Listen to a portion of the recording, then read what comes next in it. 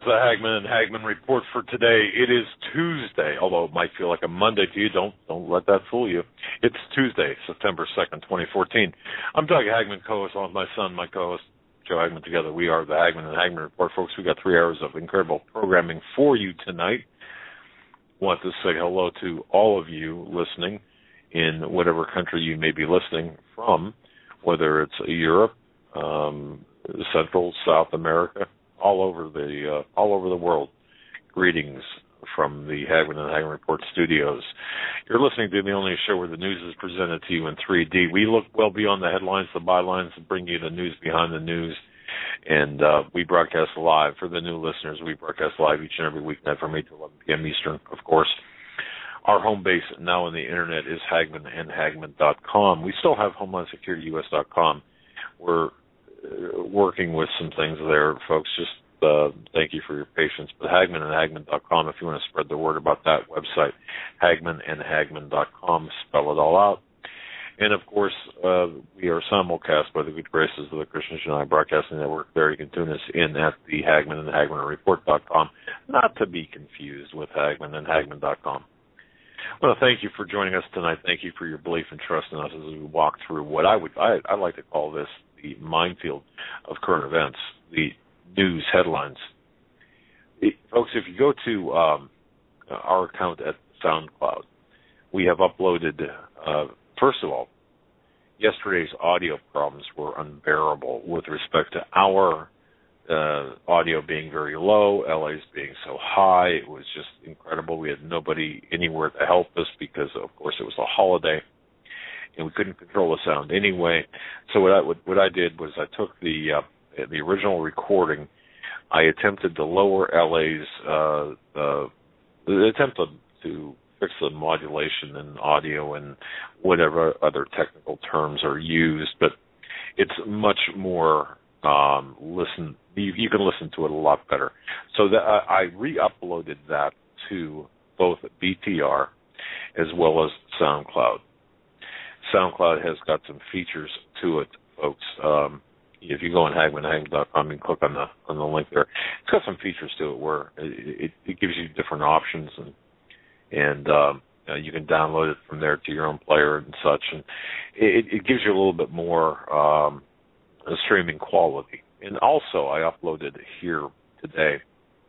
And if you're listening to this broadcast, it was on the 28th day of January of this year, where you spent nearly 2 hours. It was a Tuesday. It was the night of the State of the Union address where Stan couldn't make it because of some health problems. And you had filled in for him, actually.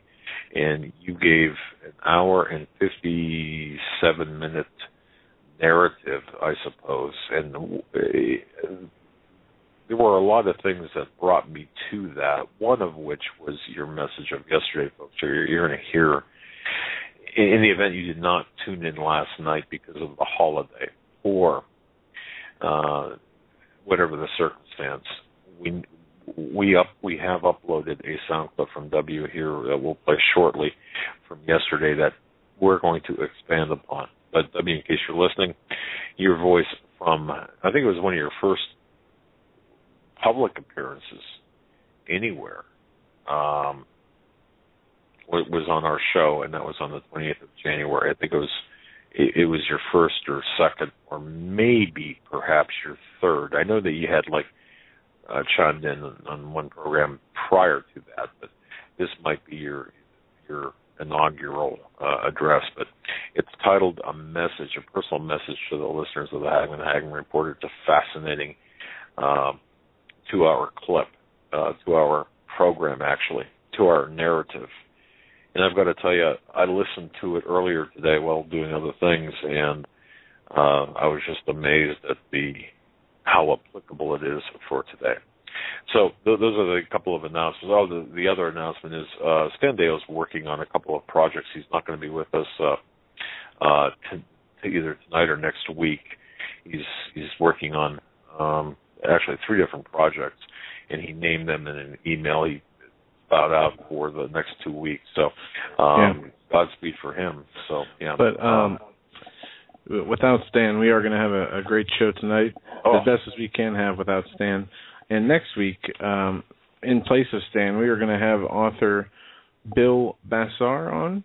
He wrote a book, 95 Theses. We have it here. He sent it to us today, and it is looks to be a great book.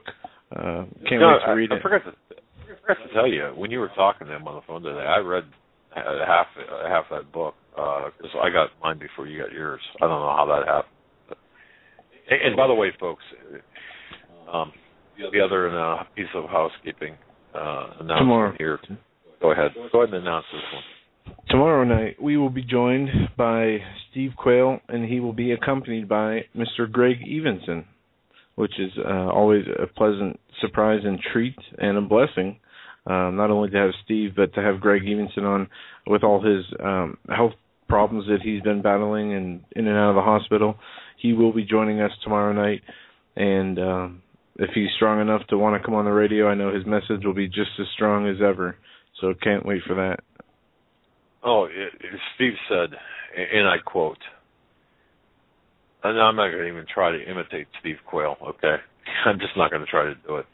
But he said, Greg is jacked. I mean, he's jacked. He is really jacked about things that are going on. 3 things: Ebola, the southern border, and what was the third thing? Oh, the Middle East. Specifically Syria and Ukraine. This is going to be, tomorrow night's show is going, folks, tell your neighbors, your friends, your relatives, your people that you like, people that you don't like, people that don't like us, people that like, tell everybody about tomorrow night, because it's going to be a fabulous show tomorrow night. I can guarantee you that. And buckle your seatbelts and make sure, if you're listening to that show, make sure you've got some blood pressure medication. If you take it, make sure you've taken it. If you've, Xanax or whatever, if that's what you need, if that's what you've taken, or if that's what make sure you've taken your dose of that, because it's going to be an incredible program. I am kidding about that, of course, about the Xanax, but seriously, there are serious things to talk about tomorrow, and to have Greg Evenson. Did I say Jackson before? Did I say Greg Jackson? If I did, Greg Jackson, you're listening, I'm sorry. Greg Evenson. Have Greg Evenson really fired up about certain things. Wow. It's going to be an incredible program. And by the way, since I did mention Greg Jackson, I just want to thank everybody that has pre-purchased his book to really make it on the top of Amazon's bestseller list. We have matched the the books that we said we would, and we're trying to do more. I have a thank you here. I missed the name here. It was a Mercy Ministry in the chat here. They wanted to say to you, thank you for their package of the T-shirts, bumper stickers, and the books. It was much appreciated, and I can't wait to read the Paul McGuire Prophecy of a Future of America book. Mercy and Ministry. Oh, cool. All right, beautiful. And folks who have asked for bumper stickers, I've tried to get as many out as possible per day. If you haven't gotten them already, you should be getting them. It was kind of on a lark, folks, that we did this. The smaller oval stickers, we're out of the round stickers right now, but the smaller oval or the oval stickers, you know what I'm talking about, almost like the kind that you see on, they're like 3 by 4 inches. They're not that big, not as big as the ones you see on the cars that are like from Europe or whatever. But here's what our thought was. If you're driving in, and by the way, what happens is you send in a request form with your postal and mailing address, and we send out the sticker. The thinking is this. You're at a gas station, you're driving by, you see another car with a sticker on it, and personally, I don't have any bumper stickers on my car except for that one, because I don't want to ruin the finish on my 15-year-old car, okay? Yeah. But anyway, I guess the theory is to kind of match like-minded people up. And the thing I've noticed is I've sent maybe, I think, one town, and I have to double-check. I think it's either in Washington State or in Colorado. I'm not sure where. I sent like 24 to two different, or 24 different addresses in the same town in the same state. And I thought, wow, these people are going to be tripping over themselves and running into each other. And the theory is, of course, you see something, you see that, you can introduce yourself perhaps as a listener, except, of course, if your daughter's driving, and then, of course, you embarrass your daughter, or your daughter gets embarrassed.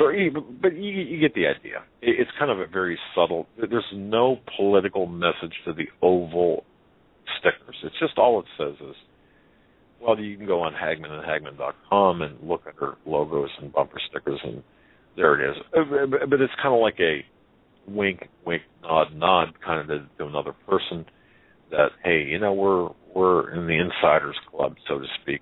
We're not selling you stickers. We're not asking you to put them on your what we're trying to do is build up this internal mechanism, internal infrastructure of listeners. Does that make sense, Joe? I'm not sure if I even made sense, but I think it does.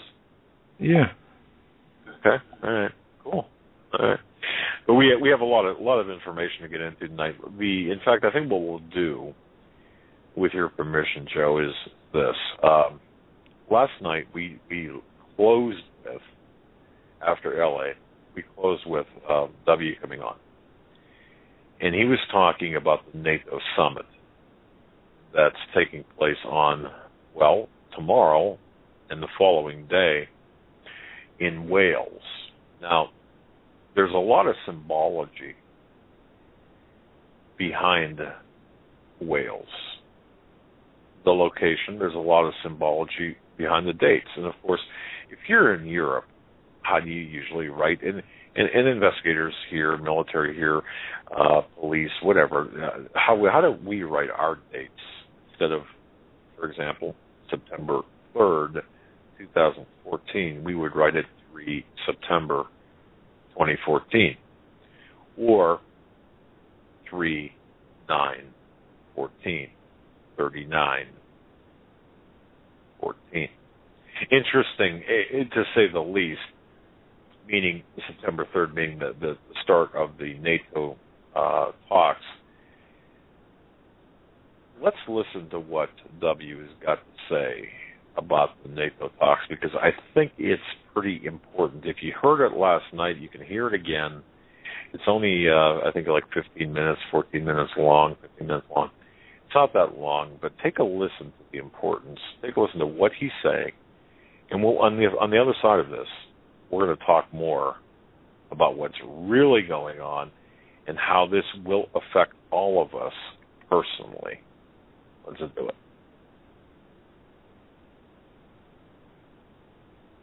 I don't know if you mentioned it to your listeners today or not, and sorry I wasn't able to listen to the show until just a little bit ago, but I think it's an important thing that everybody needs to be paying attention to over the next few days. Are you aware, are your listeners aware of the fact that all the key NATO leaders are meeting in Wales September 3rd and 4th for a meeting concerning Ukraine? There are going to be more leaders, a more powerful presentation of personages than has ever been assembled in Wales before in modern times. This is a significant data point. They're bringing everybody in to have this very important high-level meeting about the Ukraine, and most of the people around the world, and especially here in our country, haven't even got a clue it's getting ready to take place. And what do you suppose they're going to be talking about at that meeting? What do you suppose is going to be decided? Remember the little Bilderberg meeting when they had the little decision, is it Hillary or is it Obama? You're going to have is it Syria or is it Syria or is it Ukraine? Which one are we going to go ahead and make our big push on? So you think, I mean, based on what your assessment is, that's what's going to be decided?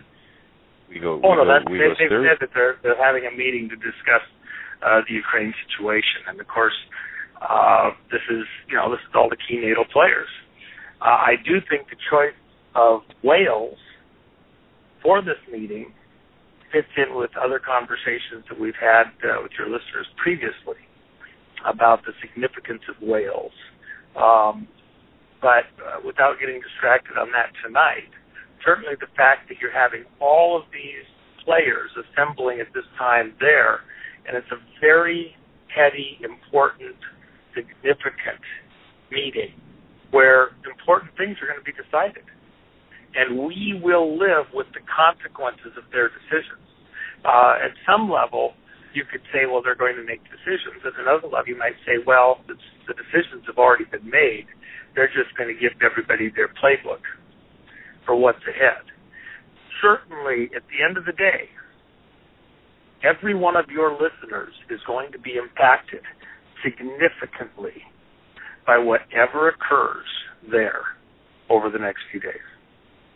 And you need to be looking at the news stories related to this. You need to be watching every little snippet of what's said and read between the lines and be thinking about it and recording it, because we'll be coming back to this later to review what was said and what actually happens. But I can tell you right now, it's going to affect your life. This is huge. It's monstrously huge. And that's not... Let's hammer this home now. For the challenged like me, what you're saying is the NATO meeting in Wales over the next couple of days, beginning on the 3rd, is really going to be, most likely decisions have already been made, and the playbooks are going to be handed out there at this meeting, so to speak, perhaps metaphorically speaking, or perhaps in reality, that will impact every one of us listening to this broadcast tonight.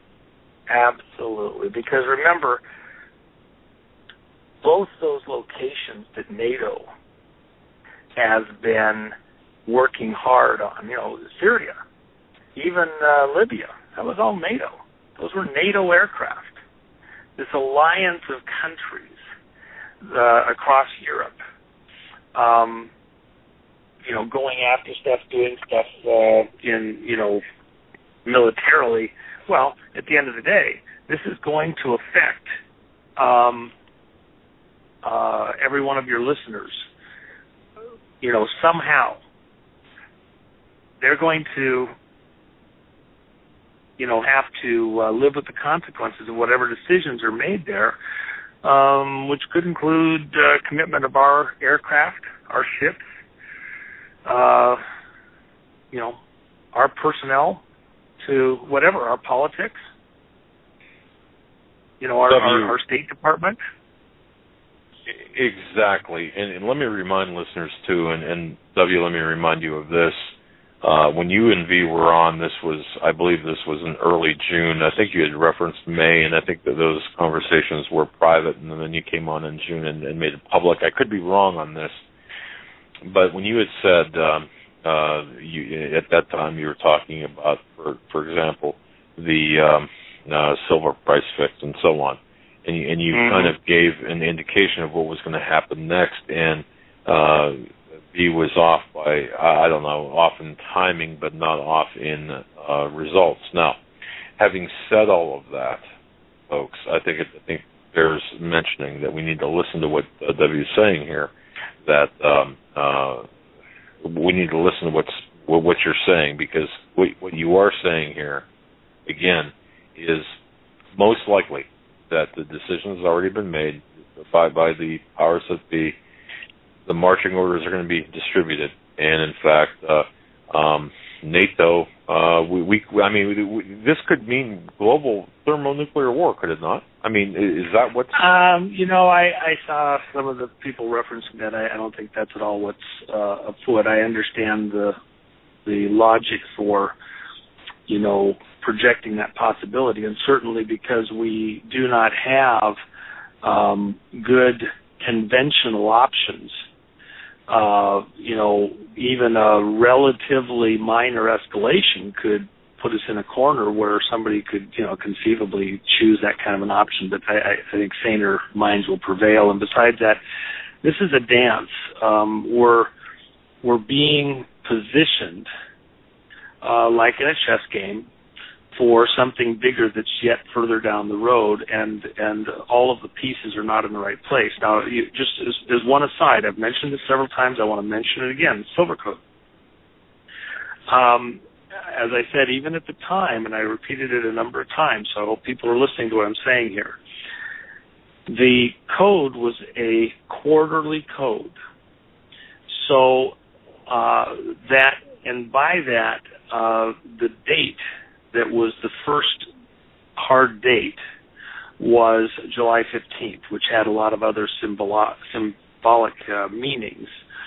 But it's also a quarterly reporting date that these individuals that are being communicated with, it's a hard date to have gotten into position with what they're doing. Now, even with transactions that have been occurring, that, let's say that you're a large buyer and you do a contract to buy a significant quantity of silver. As we've seen, even with the Germans trying to get their gold out of, the safes in New York, it takes a bit of time. They're being delayed quite a bit. The contracts that are done, the orders, the buys, take time to fulfill when you're doing very, very large orders. This isn't, a couple of coins to put in your desk drawer somewhere. And whether we're talking stocks or certificates, there's also a time period to fulfill to get the hard copy. And so, and also, there is essentially to complete your transactions for this quarter, this quarter that we're in right now. So that reporting date on this next quarter happens October 15th. So those people that were being communicated with, it's a reasonable understanding. Remember, we're reading somebody else's mail, okay? There can be other meanings that were locked in behind the scenes that we wouldn't be privy to, but those folks are getting in position before this quarter completes itself. So all of these events are coming to a head right now. Of course, you saw Rick Weil says he's going to go hide in his bunker somewhere for a couple of months here in the next 30 to 60 days. We have other people that are doing similar things. But, of course, they're just watching the tea leaves like a lot of the rest of us are. When we look, though, at the Ukraine situation, remember, and this is what V and I had discussed, is that the Russians are great at having a winter position. They're equipped for it. They have the training for it. The Ukraine may not be very capable of doing that. Plus, it's right there in Russia's border area. It's close to home. It's easy to work with. The logistics are relatively simple. Now, Russia's on the ropes financially. People don't know that. They think they're just strong and they're in great shape. They really aren't. They're in tough shape, very tough shape. But if it's do or die, which it is for them, they will do what they have to do to survive. And that's the other thing that people are not putting in the equation. For Putin, for his crowd, this is do or die. Failure is not an option. So they will do what they have to do. You've pushed them into a corner. We've been encircling them for quite some time. He's coming out of his corner. To move forward in the Ukraine, he can make a pretty good run into Ukraine, secure the easiest locations, even up to Kiev. And just look at a map. Look at the western, farthest west region of Crimea, at the south side of that region, and just draw a line straight up to the left of Kiev. All of that's easy terrain to own and control because it's wide open and it's flat. It's like the Midwest. As you go further west, you get into rolling hills and then some pretty serious hills. And that terrain is much harder to own and control and work in. They don't care about that, and there's not much industry out there, and there's not much of a prize there. So Putin's not going for anything difficult. He's going for the low-hanging fruit, and you have a lot of Russian population there in that eastern Ukraine area, and the people, in large measure, are rethinking, their first, thoughts to the people that were pressing hard this IMF push, etc. So time is working in Putin's favor in this case. NATO is pressing hard with its position, and of course part of the decisions that will occur at this meeting will be how they're going to stress Putin, how they're going to maneuver to push him back and circle him, whatever, how to proceed with the confrontation. And it will be an escalation of this confrontation. And the unexpected can easily happen. We're in uncharted waters. The Cold War is being ramped up, but any miscalculation on these players' part, they push too hard, they push it the wrong place, and it could erupt into something else. And remember, through all of the Cold War, we engaged through proxies. Even in Syria, we're dealing with a proxy of Russia. I saw some comments, we could easily take Syria if we wanted to, and the Russians would be hard-pressed to stop us. I have some problems with that. If you remember, when we went into Iraq, both the first and second time, we spent a very long time, 6 months, during Desert Shield before we went to Desert Storm. And getting everything in position, building up, getting everybody ready, and then softening things up for several days before we seemingly just waltzed right in. Anybody that thinks it's going to be a cakewalk going into Syria or a cakewalk doing anything in Ukraine does not understand the logistics. And by logistics, that means how you get stuff to the battle. Personnel, equipment, resupply. And it's one thing to do a battle for a day or to do a little missile strike here or there. It's another thing to sustain it. And it's a long ways away for most of our partners and for us. And it's right next door for Russia. And people fight different when it's at the front door. So I just think that there's a lot of, room here where we need to be thinking about what's going on. And I've seen a lot of comments, we should have done this sooner, we should have confronted Putin harder, earlier, etc. I just think they're not really understanding how we got to this exact moment in time and what's in play. So, we don't have time right now to get into a big, long discussion. I'm just saying, pay attention. This is important. We'll come back and review it later. But everything about your life is in play right now, and ultimately, this is all about the dollar. And things, conversations we've had 100 times thus far, that it's too much to go into right now, but it is coming to a head very quickly. And I don't expect it'll collapse tomorrow. Don't anybody misunderstand. We have time. But this is a key milestone. This is a key data point. Pay attention, because this is, cinching down the noose, again, a bit more tightly. There's a lot at stake here. Understood. Very well said, very concisely said, very nicely put. All right, my friend. We're at the end of the program. I just want to thank you. God bless you, my buddy. All right. Folks, that was from yesterday. That was our intelligence insider, Debbie, talking about the NATO meetings, and he made a reference there. And here's the important part, I believe.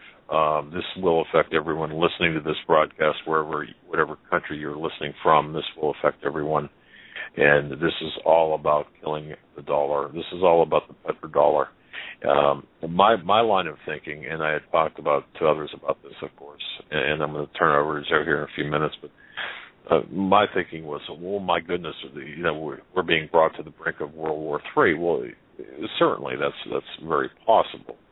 However, or thermonuclear war or whatever.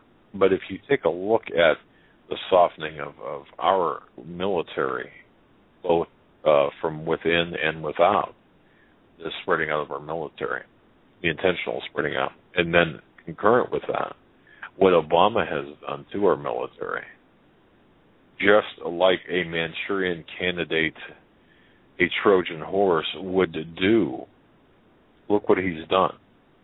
So is the military option the most viable or the most logical option? Well, not necessarily. And I contend that they are going to come after the United States asymmetrically.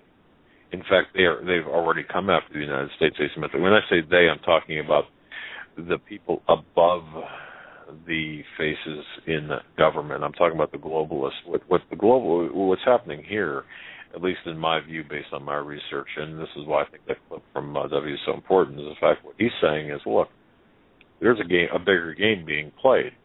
That game, or that, game is not even a right word or correct word, but how else do you describe it?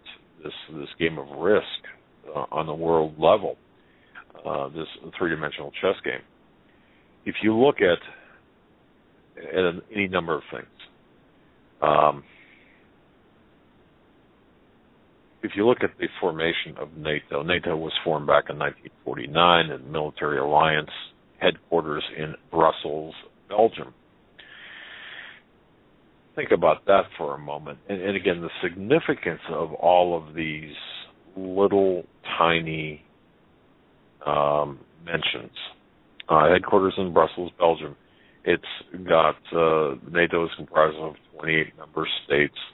The Secretary General, well, I won't even get into that, but the fact of the matter is this.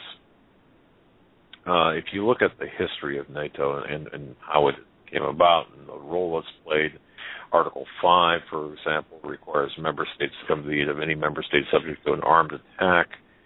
That, by the way, that was only the first time that was invoked was since its 1949 inception was right after the 9/11 attacks, which troops were deployed to Afghanistan under NATO or through a NATO-led operation. But it's interesting, as W said, look, NATO was involved in the attacks or the overthrow of Gaddafi in Libya. And I had done some research earlier today, and I thought this was extremely interesting. If you go back to, folks, Operation Gladio, and this is something Joe has done a lot of research on, following the end of the Cold War, following investigations into acts of terrorism in Italy, for example, the Italian Prime Minister at the time, back in 1990, was forced to confirm that a secret army existed in Italy and other countries across Europe, Western Europe, part of NATO, coordinated by the Unorthodox Warfare Section of NATO. The secret army had been set up by the United States Secret Central Intelligence Agency, MI6. This is after the end of the Second World War. This is, again, Operation Gladio, folks. Go ahead and look this up, research this. I'm sure most of you already have, but in the event you have not, it's well documented. The clandestine network, the Italian Prime Minister found that judges and politicians, academics, and even the media across Europe was part of this Operation Gladio. Now, this went by different operations in different countries, but this played an important role. This conspiracy played an important role in things that have transpired since, including but not limited to the takeout of Gaddafi in Libya. utopia. And I come right back to that. The reason I find this so important about the meetings on the 3rd and 4th of September 2014, folks, this is leading to something. These meetings, as W had indicated in that clip, are much like the Chantilly, Virginia meeting where Hillary was decided that she would not be the Democratic nominee for president, that Obama would, to finish or to start and to I want to say finish, because I believe that we're in the end game here, the operation of the New World Order, which is mentioned so many times, especially in the context of NATO and from NATO and these different operations. But I believe what we're going to see from this, we're going to see three things from this. And I'm going to turn it over to Joe. Number one, we are going to see a pushback by Putin, by Russia, because of NATO, but against the United States and Western countries. And that pushback is going to take place against the dollar. With the complicity of the globalists within this particular renegade chief's regime. Don't forget, it was in 2011, Kyle Bass talking with, ostensibly Timothy Geithner. We believe it to be Timothy Geithner. We're not sure. Talking with somebody who had the authority to talk about the economy, about the treasury, about the money supply, that they would simply kill the dollar. That was their agenda. The asymmetrical part of this is for Russia to do to the United States what the United States did to Russia back in 1989, 1990, the wall came down, and when the Soviet Union was dissolved. Go after our money supply. Do you realize the calamity that would cause, not just people here in America, but those of you listening in Canada, Great Britain, in every Western country? If there is any country, if you're listening to this and your money is tied to the dollar in any way, shape, or form, you will suffer immensely. That's been the plan all along, to set up the U.S. up as a straw man. And of course, and none of this happens in a vacuum. You have to understand that. Look at the timing of the taking out of the silver price fix, and then, of course, as V had and W both had so accurately predicted, this electronic silver price fix, which is still fraudulent. Look at all of these things that have happened all around or within the orbit of the U.S. dollar. This is what it's all about. And of course, the situation in not just Ukraine, but Syria as well, the renegade in chief, the globalists are still going after Syria. This Ukraine is also a push against our actions against Assad in Syria.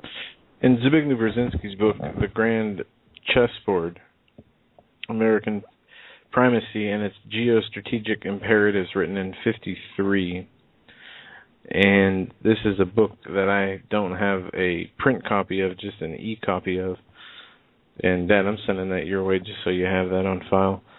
It talks about, on page 85 of his book, it talks about the European Union past 2010, and it gives some bullet points here, and in number 2, it says, in the meantime, the EU will initiate accession talks with the Baltic republics, and NATO will likewise begin to move forward on the issue of their membership, as well as Romania's, with the accession likely to be completed by 25. At some point in this stage, the other Balkan states may likewise become eligible. Goes on to say number 5, somewhere between 2005 and 2010, now this is written in 1953, remember, Ukraine, especially if in the meantime the country has made significant progress in its domestic reforms and had succeeded in becoming more evidently identified as a Central European country should become ready for serious negotiations with both the EU and NATO. And there's areas circled in this map on page 85 of the book, Beyond 2010, the critical core of the core of European security, France, Germany, Poland, and Ukraine. It says that will collaborate within the EU and NATO and have deepened considerably, especially in the area of defense. The collaboration will become the western core of any wider European security agreements that might eventually embrace both Russia and Ukraine. Given the special geopolitical interest of Germany and Poland in Ukraine's independence, it's also quite possible that Ukraine will gradually be drawn into a German-Polish-French relationship by the year 2010. Goes on to cite there. A little off on that, it says, whether the above scenario emerges in a benign fashion or in the contents and intensifying tensions with Russia is of great importance. Russia should be continuously reassured that the doors to Europe are open, and as the doors to its eventual participation in the expansion of the transatlantic system of security, and perhaps at some future point a new trans-Eurasian system of security. And it goes on to say that Russia's relationship with Europe will be deliberately provoked by the role of Ukraine. And it deals with that more in the next chapter, it says. In fact, folks, what we'll do as soon as Joe sends this to me after the show, if you go to Hagmann and Hagmann.com, what I'll do is I'll create a resources page, and you'll have to look for it in the main menu. You hover over the words and, of course, look for it. What I'll do is I'll put this up as our first download for you guys. It's going to take us 10 years to put a resource library together. Oh, my goodness, I know. But you mentioned a key thing there, and if you know, it's interesting, ladies and gentlemen, that we have been told, and time again, what they are planning on doing, and they've been doing it right in front of our faces. People talk about Eurasia, for example. Well, what is Eurasia? The disintegration in 1991 of the world's territory's largest state created a black hole in the very center of Eurasia. It was as if the geopolitician's heartland had been suddenly yanked from the global map. Eurasia is basically between Europe, Russia, and the East and the West. Yeah, essentially, if you, it's located primarily in the northern eastern hemispheres. It's bordered by the Atlantic on the west, and by the Pacific Ocean on the east, Arctic to the north, and by Africa, the Mediterranean Sea, and the Indian Ocean to the south. That's Eurasia. That's that huge, massive piece of land that's so important. And whoever controls, and it's often said, whoever controls Eurasia controls the world. But it's so interesting. I find this so interesting, and I think it's such an exciting time in which to live as we see the events that the Bible has talked about, John of Patmos talked about, the other the Psalms and everything that we've seen in history. And I can't believe how many Bible deniers there still are, because we look at the Bible and we can see that the very things that were talked about thousands of years ago coming to fruition today. And that makes, to me, we know in the end who wins. Oh, it's not going to be a fun ride. It's not going to be something out of Disney World. What is that, Magic Mountain? Well, it might feel like Magic Mountain. I've never been on that. I've heard it's quite the ride, but it's going to be a bumpy, bouncy, twisty, turny ride between now and the end. But the whole concept here that I'm trying to get across is, number one, and I said this before, expect the unexpected. Number two, I believe that the petrodollar is the U.S. dollar, U.S. Reserve world currency, is the target of what's about to take place. And I think Obama knows it. I think Obama is going to get his marching orders. And if you look at Obama, people criticize him for being aloof, playing golf, and so on. Is he merely incompetent? people describe him as being incompetent. No, I don't think he is. Look, I think he's been to an extent been read in on the plan, and he knows that here's what I've got to do. I've got to play the game. I mean, I don't know if they sit him down after supper every night and show him the Zapruder film. Maybe they do. Every night say, hey, let's take a look here at somebody who perhaps became his own man. So I guess what I'm saying is, it's all about the money. It's all about the U.S. dollar. It's always been about the U.S. dollar because the U.S. has been set up as a straw man right from the beginning. V has said this many times. W has said this as well. We are going to be the pariah of the world when the U.S. dollar collapses from fraud, from the Ponzi scheme, and we will be the most hated nation in the world because of the agony that this has caused. What better way? You can't accomplish that with nuclear bombs. Yeah, you bomb a country with nuclear bombs. What happens? Well, that evokes a level of sympathy, victimization. But the smarter aspect of this, the more intelligent way of doing it, is for. And can you just picture Putin pointing the finger and saying at Obama or at Yellen, old Yeller, and the United States, and saying it's because of you that the world is in this position. You meaning the United States, and not just Obama, but all of the presidents and all of the administrations and those within the circles of the administrations since the beginning of the 20th century. And I think I really think that's a more effective approach. So just to expand upon what W was saying yesterday, and combining this with what the guerrilla economist has said, and pointed out on John B. Wells and other programs, and we go to people who we know personally. We know both V and W personally and professionally. We know who they are. We can, in fact, I've sat down and had coffee and breakfast, lunch, and dinner with W, and I've talked to him face to face and seen some things that perhaps I shouldn't have seen. So we know who they are. Just because we use initials doesn't mean they're anonymous. They're known to us, and that's why. In case anyone wonders, well, why are you relying on anonymous sources? No, they're not anonymous to us. I don't rely on who insist on being anonymous to us. I rely on people who tell us who they are, but ask for anonymity in turn for the information. And that's what's going on here. So all of that to say that we're looking right now at this globalist, neo-Satanist type of agenda, centering on Ukraine, but has a definite tentacle into Syria. It's always been about the U.S. dollar, but it's also about Syria. Syria is the linchpin that really is that springboarded Ukraine. You can't separate Syria and Ukraine. It's because of Syria, for a number of reasons, that Ukraine did spring up.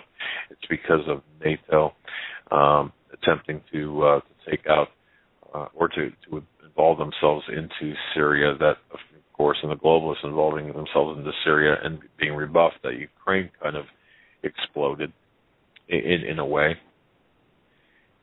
So and they've been waiting for this, though. I mean, this Ukraine situation didn't happen by accident. This was meant to happen, even as Brzezinski points out in his book. The consolidation of a sovereign Ukraine will redefine the Central European state and will engage a closer integration with Central Europe. It's critically important to this component of such a policy, fostering a relationship with such strategically pivotal states as Azerbaijan, Uzbekistan, in addition to more generalized open Central Asia. in spite of Russian impediments to the global economy. The large-scale international investment in increasingly capable Caspian Central Asian region would not only help to consolidate the independence of new countries, but in the long run would benefit a post-imperial democratic Russia. And it goes on to talking about a new ruling order, a global economy, a global order put in place by the new ruling elites at a time where the world powers will have been broken down into one entity being controlled by a global elite in the future.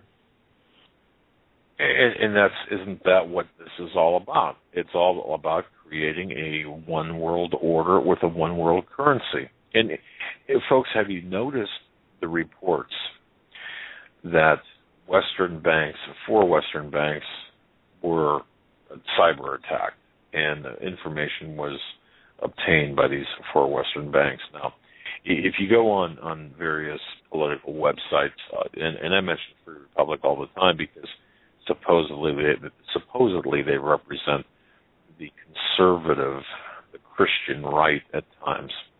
And it seems like I might be picking on them. Well, maybe I might be picking on a few of their supposed intellectuals or academia type people. But what they're not, when they talk about, for example, blaming Russia for cyber attacks, it's only, the discussion only goes just one layer deep, when in fact this is so much deeper. When you look at cyber attacks against Western banks, and perhaps Russia being involved in that, well, how does that fit? And I'll toss this out to the audience because, once again, I truly believe that every listener to this program is a far cut above anyone else out there in any other program. I don't care if it's Rush Limbaugh or Sean Hannity or what program it is. I believe that you're a much more PhD level audience than they could ever hope to have. But having said that, I just urge everyone to look at the bigger picture and watch very carefully at the small or seemingly unrelated small things that take place, the attacks, the cyber attacks against the Western banks, and then have it blamed on Russia. You see what's happening here? The gradual erosion, these attacks against our economic infrastructure. There are dual use and sometimes triple or quadruple use. These are events that could have multiple purposes. For example, attacking the computers of the Western banks to steal identity information or whatever, blaming it on Russia. That of course will inflame, make it personal to you, especially if it's your account that gets hacked. That's number one. Number two, it's really an act of war in a larger sense. Thirdly, it does bring down the infrastructure, the economic infrastructure of the United States. It wears it down further, makes it more vulnerable, kind of like walking into Iraq, as W had said yesterday. Don't forget, stormed the Desert Shield. The prep time was 6 months plus, and of course we sent in troops before and scouts and what have you. So this is a preparatory period for the dollar takedown, and you take down the dollar of the United States. Well, what happens? We lose a great portion of our sovereignty. We lose the ability to, we lose a lot with respect to energy, the military, our military, the extension of our military power across the globe. All of this plays into that economic factor. It's hard to gas a tanker or an aircraft carrier when you can't print money, or when you don't have. Think about the ramifications with respect to the military, and then of course here at home, the disruption that would occur in supply lines. Now, the people, and I'm convinced of this, the majority of people will not really complain until they can't drive to Starbucks, or if they drive their Prius to Starbucks, or can't drive their Prius to Starbucks, or whatever.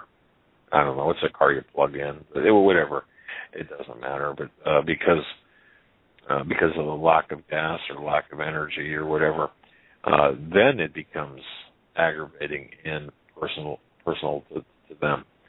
Then they'll sit up and take notice, or when they go into the grocery store and say, well, I'll just, what are we going to have for supper tonight?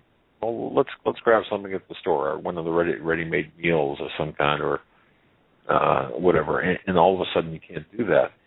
This is it doesn't take a spectacular city just being wiped off the map to destroy a country. Now, does that preclude an act of terrorism domestically? No.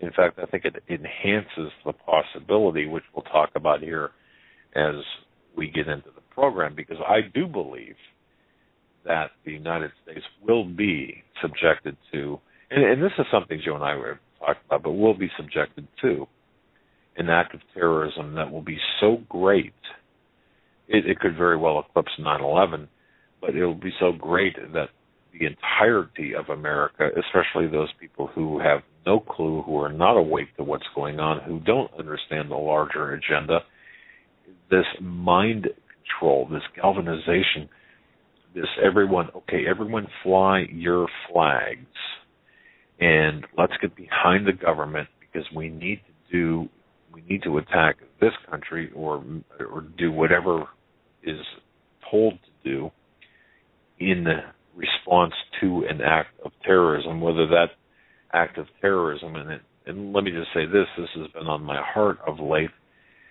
I've been thinking a lot about Las Vegas, Nevada. I've been thinking a lot about car bombs and just, you talked about hitting a place hard, and I've got no hard evidence to back this up. I really don't, but I'm very concerned about Las Vegas. I'm very concerned about the economic damage, the damage to our infrastructure. Consider what's around Vegas, as well as the potential body count from something that could happen in Vegas. I'm not trying to scare anyone. I don't have any hard intelligence. I've just got this feeling, Joe. It's a feeling in my gut that I just can't get rid of. I don't know what it is. But again, take some Pepsi. I've been looking for those that bottle of Tums that we keep down here, and I don't know if you ate them all or, but yeah, there is the feeling that I've got, and then of course the threat with the southern border and Ebola. Is this all related? Of course it is. Everything is interconnected. Please don't look at this with blinders. Look at this. One of my favorite television detectives was Peter Falk, Columbo. Just one of my favorite detectives. He was so unassuming, and so people just underestimated him. They looked at him. Here's this frumpy old guy, probably the way I look now. And if you're old enough to remember the television series from the 70s, 68 through 77 or 78, if you remember that, I don't even know how I got off on that, but I guess all I'm saying is look at everything. Take your blinders off. Look at everything. He saw the bigger picture. I guess that's where I was going with this. He saw the bigger picture. He didn't rule anything out. He thought outside of the box. When others were saying, well, it's got to be a suicide, or it's a clear-cut case here, look at the evidence. All the evidence points to this. And it always did. Except he would find that one thread, that one piece of evidence, that one fingernail, or that one hair, or that one thing that was out of place, and be able to refute the entire crime scene. And I know it's fiction. However, the philosophy is the same. We'll be right back after these short messages. We're going to come back. No standout tonight. For those who joined us late, he is otherwise tied up in a previous engagement and will be for the next 2 weeks. So we're going to be back hitting the headlines and taking your phone calls this show at 661-244-9839. That's 661. So a special thank you to Debbie S. and many others who have sent emails in to the show. Georgia Lee, and a few others that I haven't even got to yet are getting a chance to read, but we want to thank all of you for sending your email, your comments, your compliments, and any issues you guys have. We really appreciate it, and we will always read those on air, especially from people listening in other countries. If you're listening to us in another country and you want to let us know, please send us an email. You can go to our website, Hagmann.com, or you can send us email at studio@HagmannandHagmann.com. And if you have any trouble, just search our names. You can find our websites. The emails are right there on the websites. First story we're going to get into this hour is something I see people have been discussing in chat. It is about the missing jetliners. Missing Libyan jetliners raise fears of suicide airliner attacks on 9/11. I talked with my dad about this story when I saw it pop up earlier, and I missed one of the very first sentences, and he caught it right away, and he said, these have been missing for a while now. And it goes on to say in the first paragraph, Islamist militants in Libya took control of nearly a dozen commercial jetliners last month, and the Western intelligence agencies recently issued a warning that the jets could be used in terrorist attacks across North Africa. Intelligence reports of the stolen jetliners were distributed within the United States government over the last 2 weeks and included a warning that one or more of the aircraft could be used in an attack later this month, on the date marking the anniversary of September 11, 2001 terrorist attacks against New York and Washington, a U.S. official familiar with the report said. Now, just a couple quick things. One, are there missing airliners, passenger jets from Libya? Most likely from... Yeah, so think of it as a car lot. For example, a car lot that's in disarray. In fact, you got a city in disarray, and then you got a car lot in disarray. And you ask the manager of the car lot, how many cars you got on the lot? Oh, I got 100. Well, I only count 90 or 88, so we're missing 12. Well, where are they? I don't know. Don't know. Did they fly anywhere? I don't know. Or do they drive anywhere? I don't know. That's kind of the situation, very simply stated. They're missing. In fact, I was talking with somebody from a news source I've got within the Department of Homeland Security who is absolutely on our side, ladies and gentlemen, and he said, look, they're not sure how many they're missing. It's well into the double digits, perhaps as many as 20. Now, one thing I want to say, if any of these jetliners manage to fly into United States airspace and strike anything here in the United States, that would be something that would be allowed to have happened. You're not just going to fly a jetliner across the ocean without having the proper flight manifest procedures that you go through, as commercial airlines do, to route their comings and goings, their destinations and such. And it is concerning to see this, happening, these planes being taken weeks before the warning was issued here, the alert was issued, and also about a week before September 11th, the anniversary of the 9/11 attacks in New York and Washington and the Benghazi attacks, which interestingly enough is tied into this story about the missing airliners. They say that the same masked men who attacked the Benghazi compound, which killed Ambassador Chris Stevens, are apparently some of the same individuals who, according to U.S. intelligence, who took control of Tripoli's international airport and took control of these planes. So how's that for convenience? The same groups allegedly being guilty of the Benghazi attacks are the same people who stole the planes, according to these reports. Right. And about the Benghazi attacks, folks, I said this before, let me just say this again. I don't believe for one moment, not for one moment, will we get into the truth with respect to the Gowdy Select Committee investigation.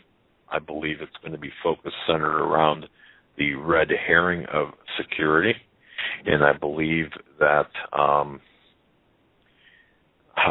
want to be very delicate how I put this. I do believe that there has been and is infiltration in various committees of people who are, the entire government's been infiltrated. Of course, we know that, but very precise infiltration that will lead the American people, that will lead the investigative committees, that will lead Trey Gowdy away from the truth. And the truth of the matter is, we had a massive arms running operation. We were on this, and this, I've got to thank W for this, because within hours after the Benghazi attack, he was telling me, here's the story, here's what's really going on. And I know that people at Fox News refused, absolutely, positively, without any shadow of a doubt, against the wishes of people such as Adam Housley and Jennifer Griffin, absolutely refused to air the truth. It would be, why? Because it was, quote, too edgy, end quote. Now, to some of you who are listening in government agencies, you know exactly what I'm talking about, don't you? So, yes, all of this is connected, and isn't it rather convenient? This would also suggest to me, perhaps, Joe, and I'll ask you this, and folks, I'll ask this in general, is this not perhaps a way of making Obama do I call him a sacrificial lamb in a way? And I know that the two, you might think, well, wait a minute, this is double speak. In one part, you're saying we're not going to get the truth, and the renegade in chief is being protected. Yet, in the other side of your mouth, you're saying, well, Obama is going to be, kind of like a sacrificial lamb in this. Well, the agenda versus the person are two different things. The agenda can be, in other words, if you're an employer, you got somebody working, your agenda is to do one thing, and the person you got working for you is of no longer use to you. Well, what do? You find another person, or you vilify that person to the extent where he goes away. He's got to go away. This is what I'm talking about. I don't know if that made sense, but you get the idea. So it's somewhat complex, but it's not that complex where we can't understand all of this. By the way, I did see this in the chat room as well. People talking about Shemitah years, and of course the Shemitah this year starts. I happened to see. I was in the middle of the night. I was in my office, and Shemitah starts on September 25th of this year and goes to September 13th of 2015. So those, let me just reiterate that. Shemitah starts on December 25th of 2014 and extends through September 13th of 2015. For those of you who follow Rabbi Jonathan Cahn and the Harbinger, and of course the parallels between the Bible and what's taking place today. And if you go back and look at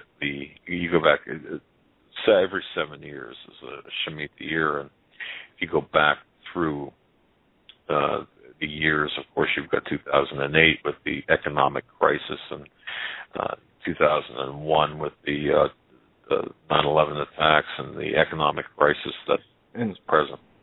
Any importance to the number of jets missing, meaning 11 jets being absent?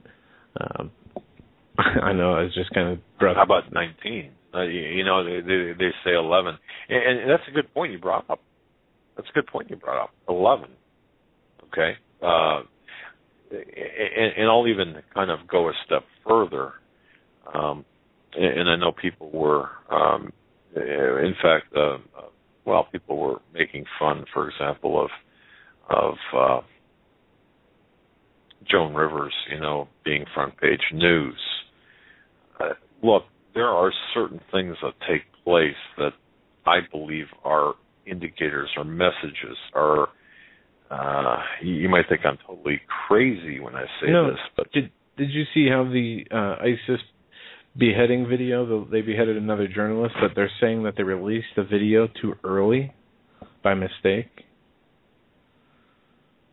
I didn't catch the too early. Yeah, I'm seeing reports of that. They were not supposed to release it yet, which for whatever reason, what in the world would they be possibly waiting for? What purpose would it serve to release the video sooner or later for them? It's interesting you say that. Hold on a second here. All right. Well, I'll wait to see if it comes up on the studio page. All right. It's interesting you say that because there was a lot of talk, wasn't there, Joe, about the possibilities of these being fake, these beheadings being fake. Fake in the sense that they were not carried out in the location or way that they were perpetrated on the videos. They were done in a different area. People have been saying that they are staged. The beheadings were real. They just were not carried out in the manner that they were shown on the videos. Well, I took, I'm certified in the forensic discipline of blood spatter analysis. I can tell you this: you behead someone that's alive. It's not a very pleasant thing. Number one, number two, it's messy, and you could tell by the arterial spurting and such. The images, the video, and such. Look, it's not consistent with what is being reported. Does that mean that they're not dead? No, that's not what it means. It just means that there are some questions that need to be answered. With that, bat phone. Bring W on for whatever W's got information, whether it be about NATO or the missing aircraft. If anyone knows about that stuff, it's W. W, are you there? Yeah, I am. I only have just a minute or two, but we do have to understand that we're being gamed here, and to say that we don't know everything that's moving in that airspace, especially in and around Tripoli, it's just silly. It just isn't true. So anything that left there, we know where it is and we know where it went. And we may not have known who was flying it, and it may not have got clearance to go somewhere. All the more reason why we'd have known where it was going. We've been paying closer attention. So they did have quite a few aircraft. They had like 37 really top of the line aircraft. I think 50 total, but 37 that were really quality stuff in their commercial fleet there. And there could be some accounting things where it's left somewhere or a leaser has picked it up or something like that. But I don't think that's the case. By the way, hold on one second. I love it. Live radio is always great, isn't it? Yeah, all right. Sorry about that. The other thing that I'm very concerned about is with this situation going on over with NATO, what has to be understood is that what they're doing is strategizing who's going to make which move and how they're going to play the different plays that come afterwards. who's going to step in here, who's going to step out there, especially as relates to Germany. Germany is really a very, very, very key player in this. France as a second, as a backup in this march to corner Putin. I'm glad you brought that up. Of course. Yeah, I'm glad you brought that up. Germany, thank you for bringing that up. Go ahead. The oil gas issue is monstrously huge because these people have to have that fuel coming into the winter. So these plays can't wait till January to occur. They can't even wait till Christmas time. They have to occur now so that the options can come into position. If you're going to do things that favor Germany or France, you need to get them locked in right now. If you're going to allow the situation to fall to Putin's advantage, you let it take longer, because the closer it gets to the cold dead of winter, the more at risk you are that if you haven't got options in place that are strong options, you're caught flat-footed. You got a bunch of people dying. At the very least, you got industry unable to function because they depend on that fuel supply from Russia. And from the political standpoint, as you get closer to that moment, those governments are going to be much more favorable in any decisions they make to what Putin is suggesting or offering. So the situation is coming to Putin. That's why all these plays had to happen in the spring. And I will mention, too, we talk about the numbers all the time. One of the numbers that has not been mentioned and is a really interesting number, it almost started the year. When did the riots become violent? What date? January 17th, 2014.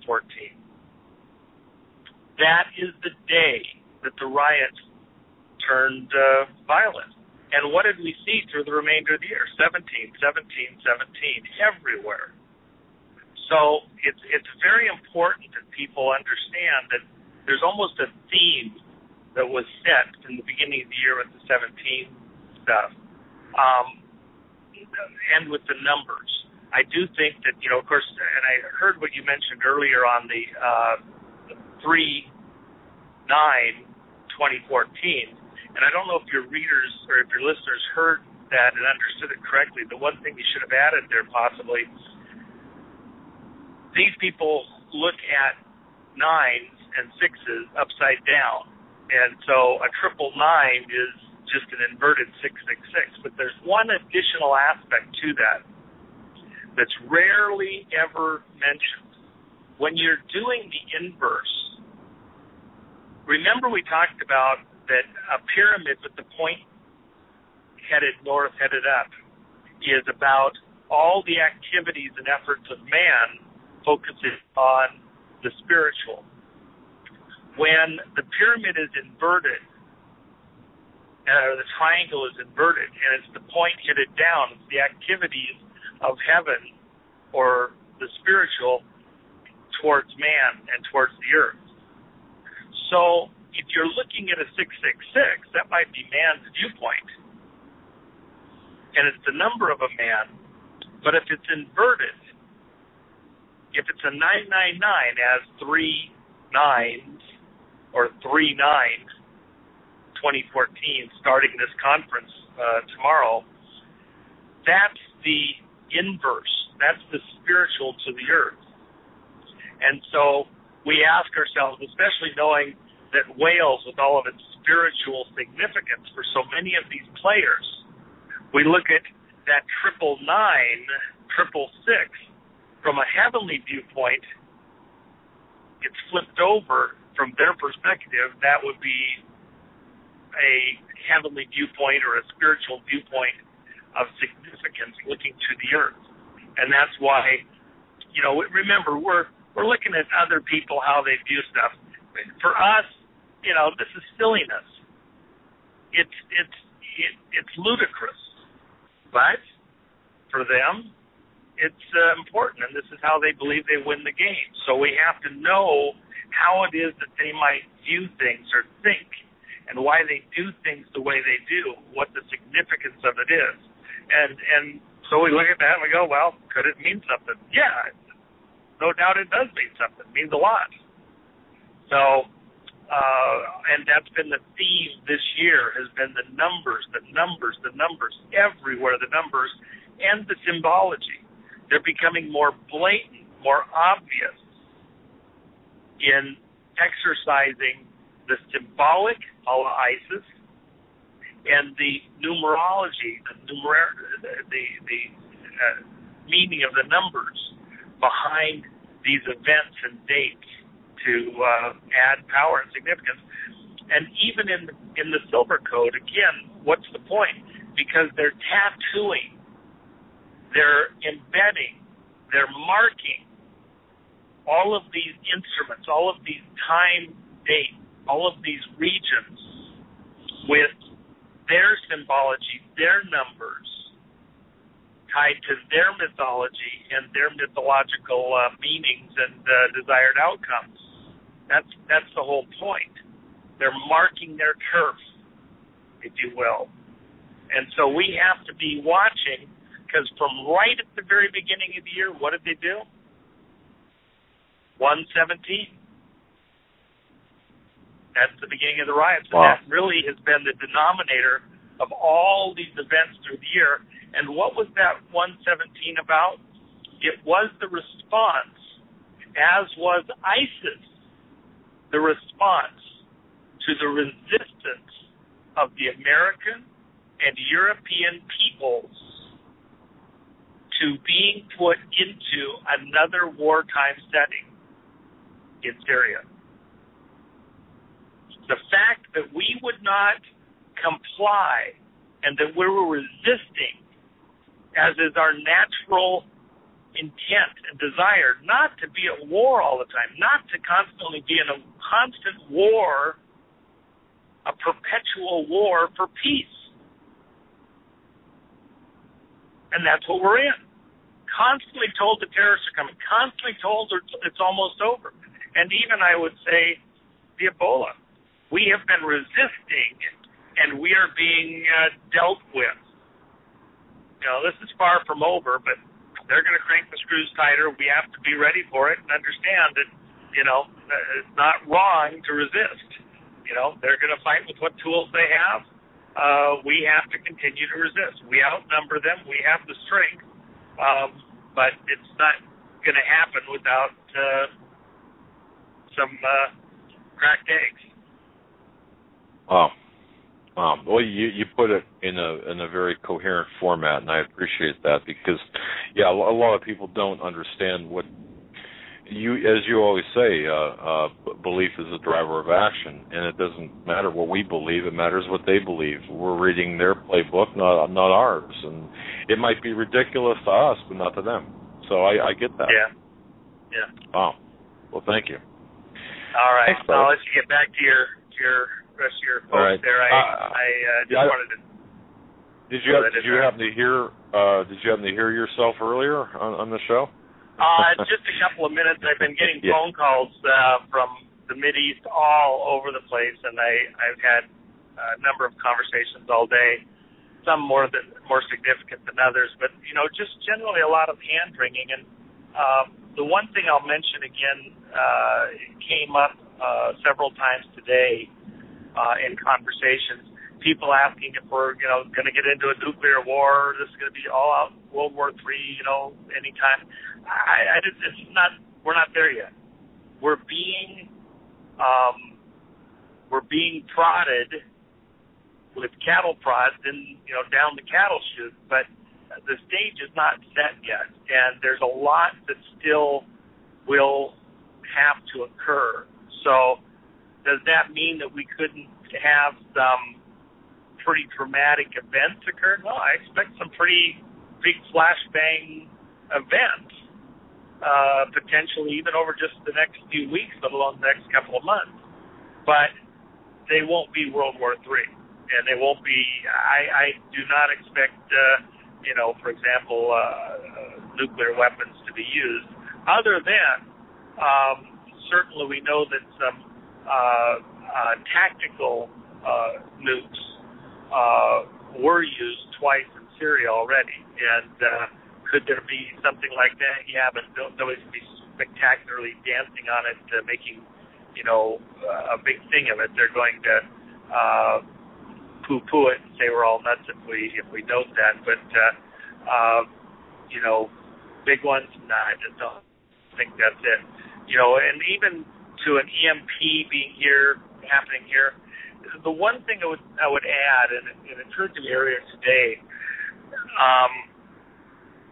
if you remember, and you mentioned Oklahoma earlier, I think, actually it might have been Jones that mentioned, I heard some of Jones earlier today, and who I really, Alex is just right on.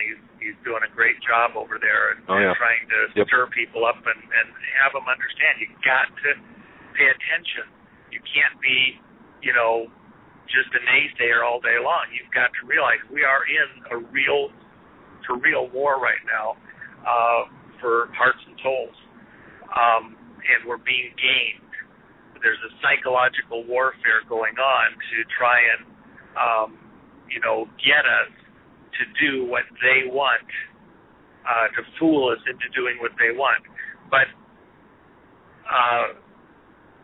the nuke situation is such that that just doesn't make sense.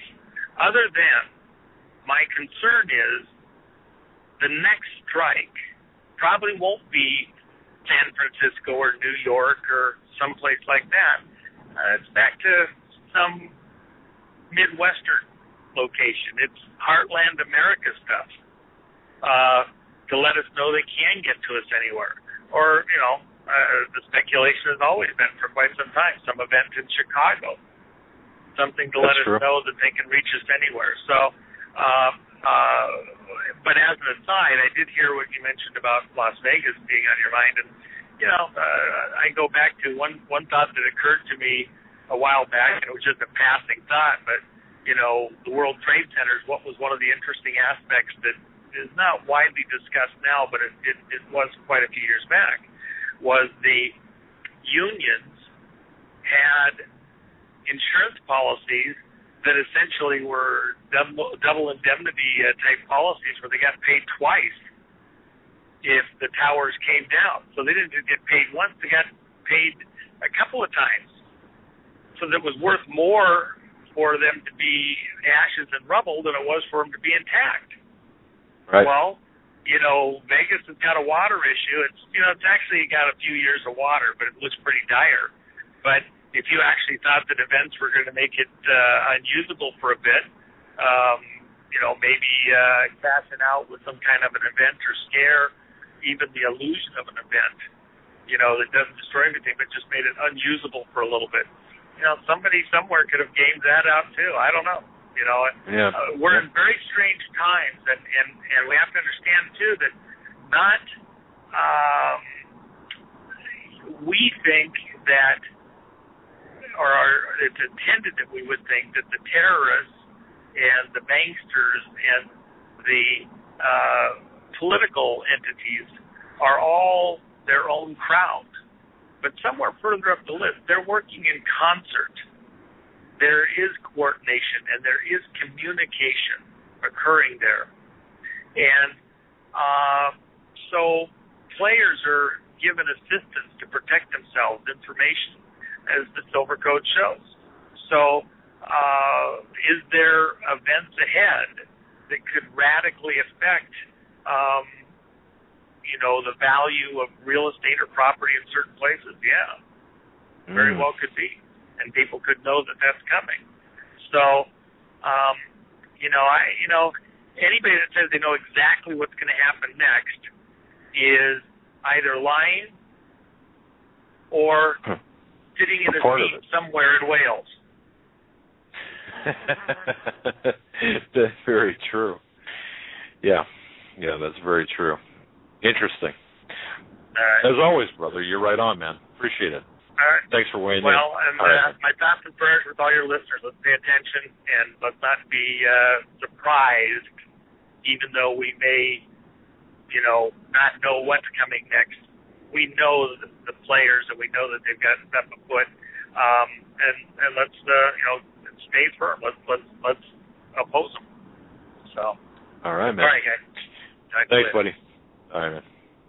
Folks, that was W, Key Insider, and I got to tell you, the more we talk, and we talk quite often, he could be the advisor to this program only because of the amount of information. He had alluded to the fact that he was on the phone with people in the Mideast, and I can attest to the fact. I've been with him and have seen the numbers and have listened to, well, when I say listen to, heard the initial parts of the conversations, from people from the Mideast, whether it's people on the ground in Libya or elsewhere. So the only reason I say that is for a level of authenticity, perhaps, or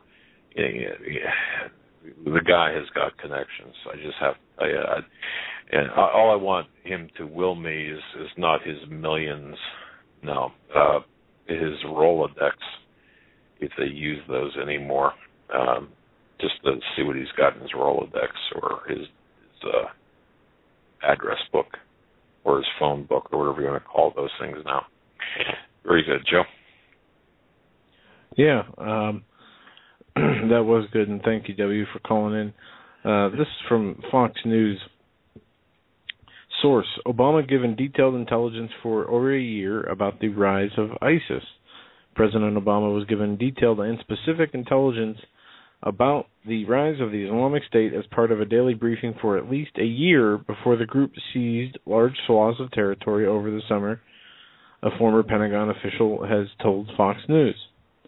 The official, who asked not to be identified because of the president's daily briefings, is considered the most authoritative classified intelligence community product analyzing sensitive information and sensitive international events for the president, said the data was strong and very detailed. The source said a policymaker could not come away with any other impression. This is getting bad.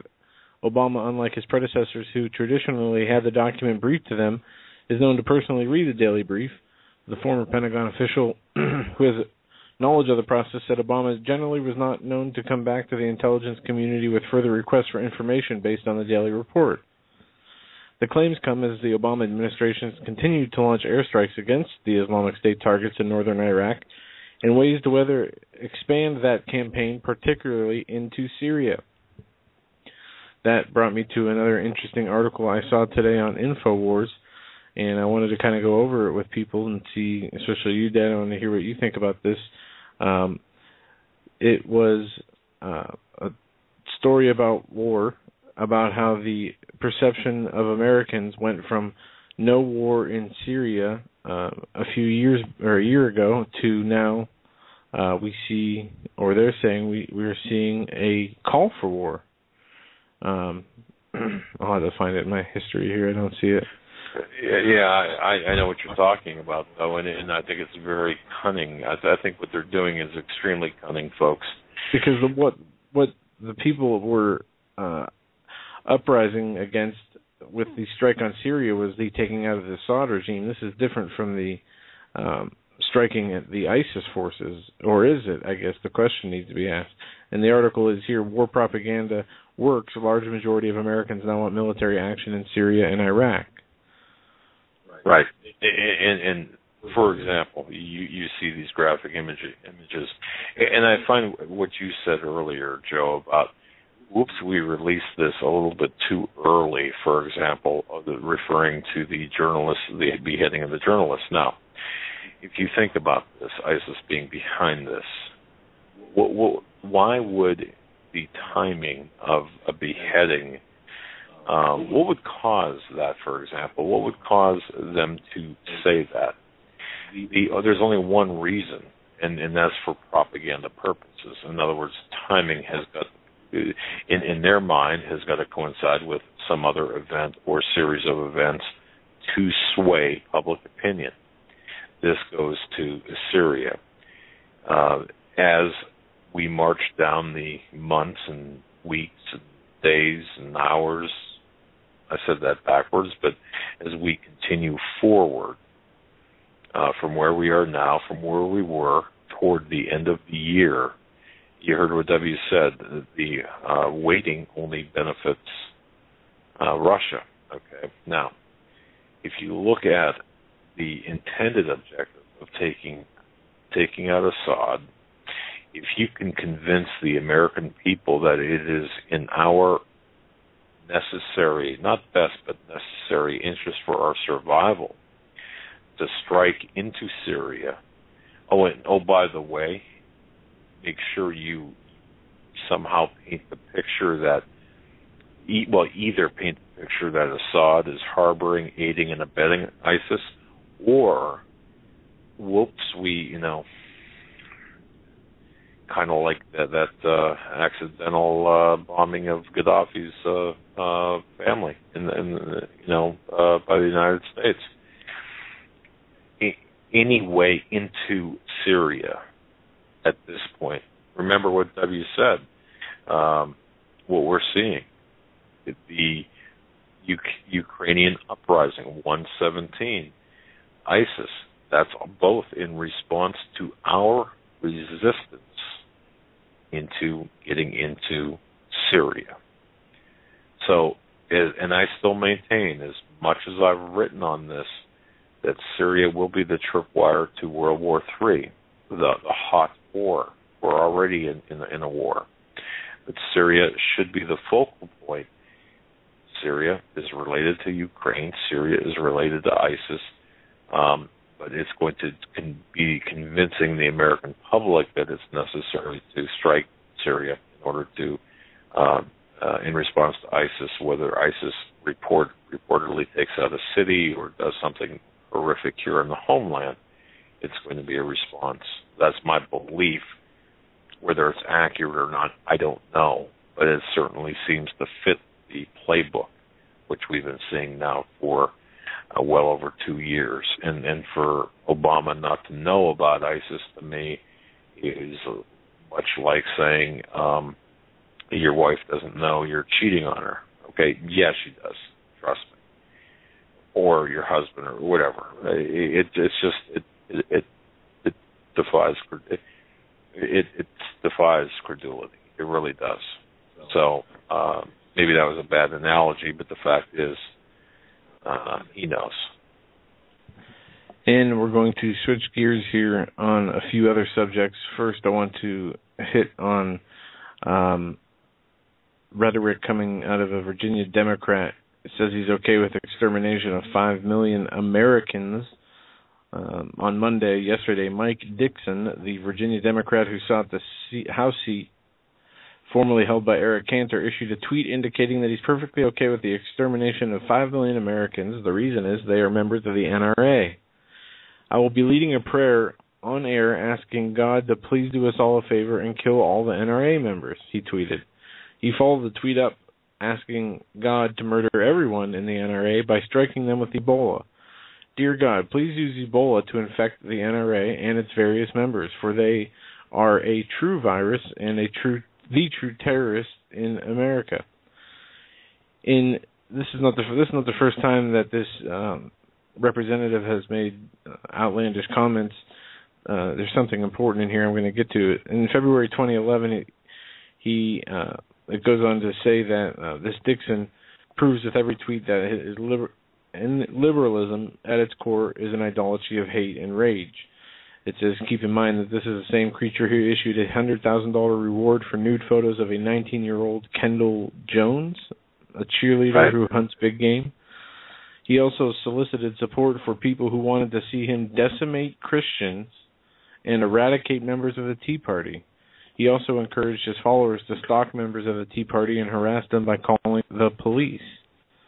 Personally, I think he's mentally ill. I really do. I believe that man to be mentally ill. If not, he's demon-possessed. Well, he has suggested to kill Sarah Palin. He suggested to call police on Tea Party members. He suggested to eradicate Christians from the country. He has suggested that God murder all the NRA people with Ebola. He has asked police to infiltrate, or he's asked police and other people to infiltrate Tea Party groups to seek out their personal information and turn them in. This is just a long list of things this man has done since 2011, which is pretty outrageous. But I thought that was, quite stunning. We see today the world is in chaos and turmoil. There is famine, there is pestilence, there is hate, there is ungodliness, there is so much violence and disgust in this world. And here we have, a supposed respected member of the best country in the world, and this is the rhetoric that's spewed. And it's not just this man. This might be some outlandish stuff he's saying, but many other people who are of the same ideology believe the same way, just don't have the guts to say it out loud. But as we know, the Christians in this country will be persecuted, and that's not going to come about by just happenstance. There's going to be a move. It's already in the hearts of many people who are against the Lord, that the people who are Christian are the main issue and the main threat, the main problem of freedom and peace.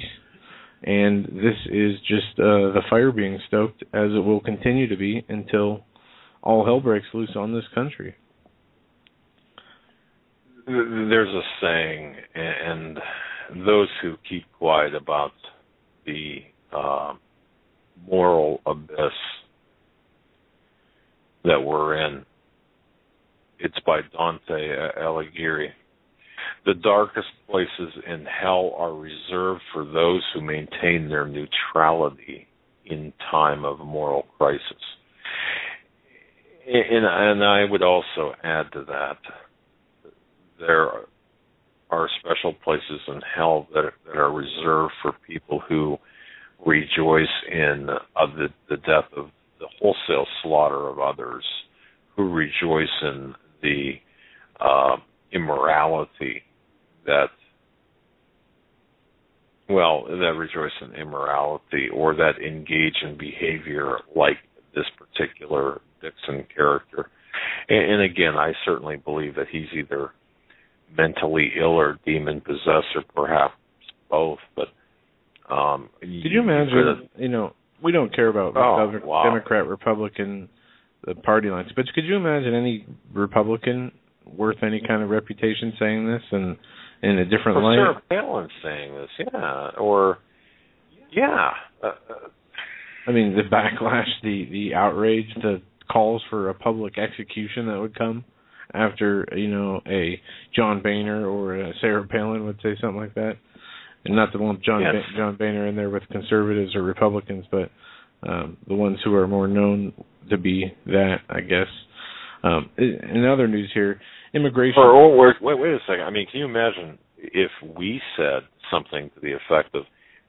because our reach is pretty significant. Can you imagine if we said we hope that Ebola strikes all the pro-abortion people or anything like that? The backlash would be tremendous. Or we hope that Ebola strikes all of the homosexual community. Yeah, that would be considered hate speech, I would imagine. Of course. And honestly, No. That's not right. And any balanced person or a person of reasonable sensibilities would not say, write, tweet, type, or whatever they do, something like that. That's my opinion. Well, how about this story? We didn't get a chance to get into this story with the guests that we had on late last week and earlier this week. There was a professor, and this is separate from a school in New Jersey, who suspended a student for saying "bless you" to another student class. A professor threatens to lower students' grades for saying "bless you" after sneezes during college classes. One professor at the coastal Georgia town has banned students from saying "bless you" in his class. Campus Reform reports that Dr. Leon Gardner, assistant professor of chemistry at the College of Coastal Georgia, pointed out his 6 rules on behavior in his introductory physics class syllabus. According to the 6th rule, under the behavioral deduction section of the syllabus, students' grade will be lowered for saying bless you. We are taught that it is polite to say bless you when someone sneezes. However, to say it while I am talking is not polite. It is very rude. Students that may decide to say bless you will be deducted up to 15% of their final grade for any disruptions in the class. He goes on to say the syllabus that saying bless you may result in an immediate 1% grade deduction for each occurrence, especially if the egregious behavior could result in expulsion from the class. I mean, this is the level we're getting at, where it says last week a high school Tennessee student was suspended after breaking a class rule saying bless you to a classmate. We're not even talking about people saying God bless you, which is what they should say when somebody sneezes. As the science behind it is your heart stops when you sneeze, so people would say God bless you because they felt that it was something supernatural, that your heart would stop and that you need the blessings of the Lord. It passes the superstitious aspect of things. Right.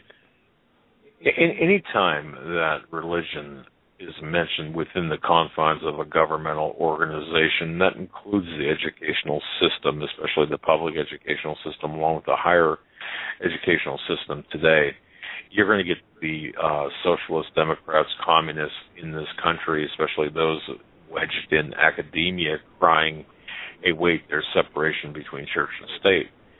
And so many people today think that statement appears in the First Amendment of the Constitution and must be enforced. Of course, that's not true. They don't appear. The words separation, church-state, don't appear in the First Amendment. No, as we learned from a guest we had on who talked about this, and from other books and our own research, that it came from a letter written by Thomas Jefferson to another member of the Danbury Baptist Association of Connecticut on January 1st, 1802. Wasn't law, wasn't any policy, was nothing. It was an opinion, what did you call it? A professional belief or opinion, as I said.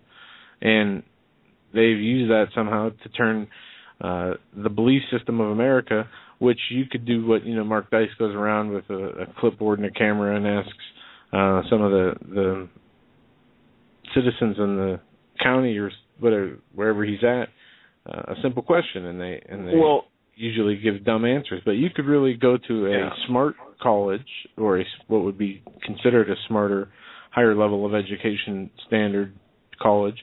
You could ask people if separation of church and state is constitutional.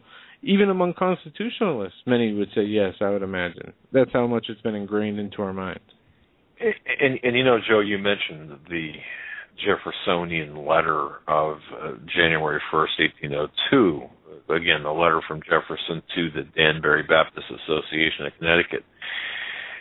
People think incorrectly that he was making a distinction that you could not mix the church and state. Well, the reason Jefferson even chose the expression separation of church and state, look, he was addressing a Baptist congregation. He was not a member of this congregation, but his intent was to remove all fears that the state would make specific dictates to the church. In other words, he was pretty much establishing this common ground with the Baptists by borrowing the words of one Roger Williams, who was one of the Baptists' own preachers. Okay, so the wall was understood as one directional, shall we say. Its purpose was to protect the church from the state. So even if you want to argue, if you've got a very smart, intelligent, witty brother-in-law or sister-in-law or whatever, and if they bring this up, just mention Jefferson's letter of January 1st, 1802, to the Danbury Baptist Church, and they'll say, yeah, that's right. He was saying that there's got to be a separation between the church and state. No, what he was saying was that the church must be protected by the state. And of course, you folks, you can look this up on the internet, I'm sure, and find a reliable source for this information. Now, I know Greg Jackson talks about this in a number of his books and goes into great detail. But the fact of the matter is, it's all a myth that's being perpetuated by agnostics, atheists, and the satanic globalists that run this country.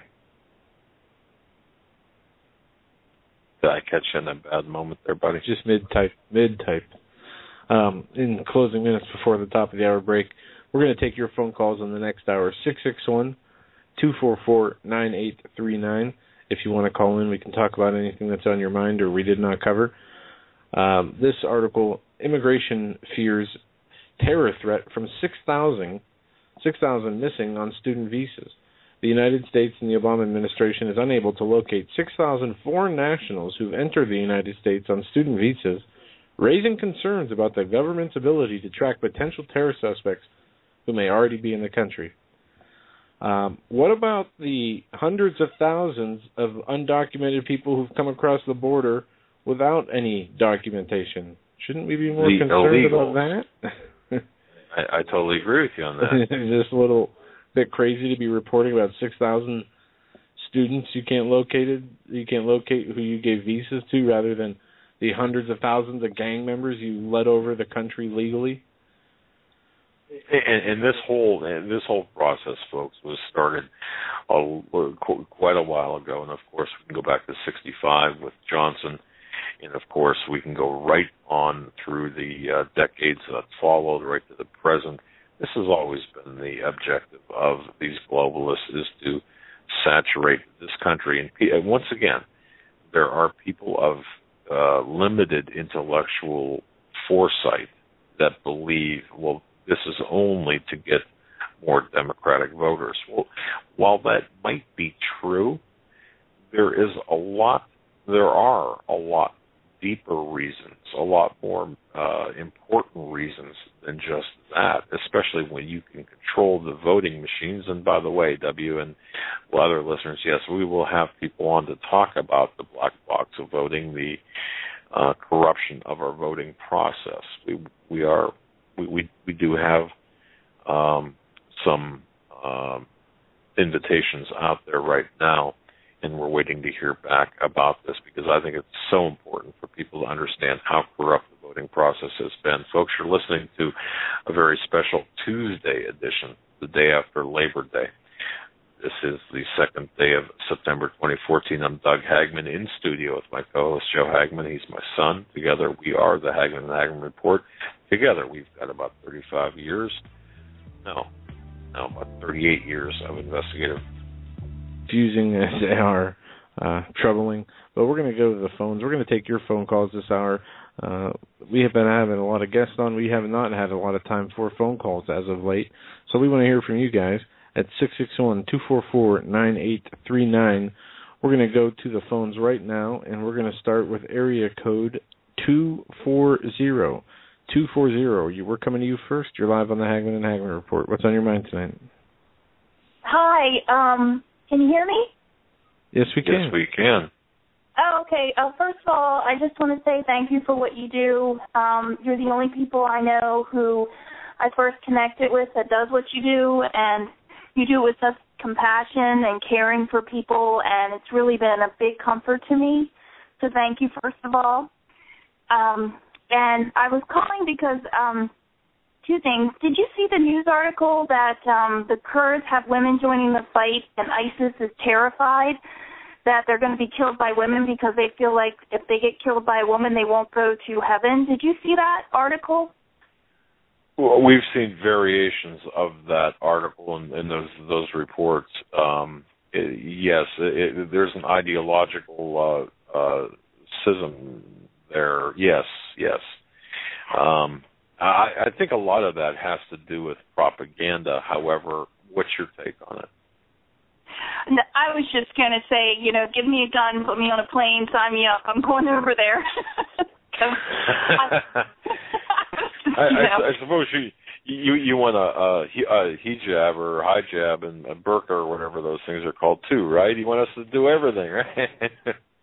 Yeah, whatever it takes so they know that I'm a woman there and I'm going to take them down and that see them run the other way. So I just didn't know if you had seen that article. I just was wondering if, that was true. And, I thought that was kind of a funny thing, that was what they're afraid of now. So, yeah, and I think, caller, I think a lot of that is kind of this white noise of stuff that, yeah, it's out there. Yeah, it's something to comment on, but is it really that big of a deal? In the scheme of things, not necessarily, but it's interesting nonetheless. So go ahead. Okay. And then the other thing I was calling to get prayer for my son Josh. He's 19, and much to my disagreement, he started getting into astral projection. Things like that. I don't know I know that I've heard that talked about before. It just seems like there's a big attack on young people. It starts in schools. They teach them that they can go against their parents and do what they want. And I just was calling to ask for prayer for him. It breaks my heart. He's, getting into some things and some behaviors are coming out, and I've been praying a lot. I just, was wondering if, you could keep him in your prayers. Sure.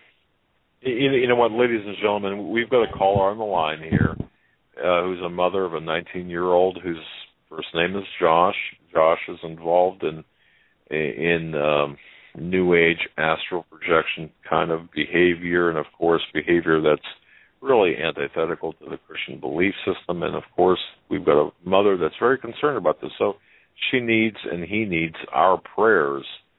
And, caller, if you don't mind, and I just thought of this, you've heard of Pastor John Kyle. Have you heard of him? Pastor John Kyle? No, I haven't. Okay, if you'd like to do this, if you'd like to send me an email, I will, with the subject line, just do the subject line with your son's name on it, okay? Just his first name. What I will do is I'll send you back an email, and I'll alert Pastor Kyle. I'll have Pastor Kyle talk with you. I think Pastor Kyle could probably help you on the phone. I really do, because it does sound like he's heading down a path that is. You don't want to go down that path, Oh no, and there's issues with violent outbursts, and other things are coming over him, and so I don't, and with your permission. Yeah, with your permission, if you just go to HagmannandHagmann.com on the contact, on the right-hand side, there's a contact button. Press that, and a box will pop up, or a page, or it'll take you to a page. Just put your son's first name in there. I'll see it.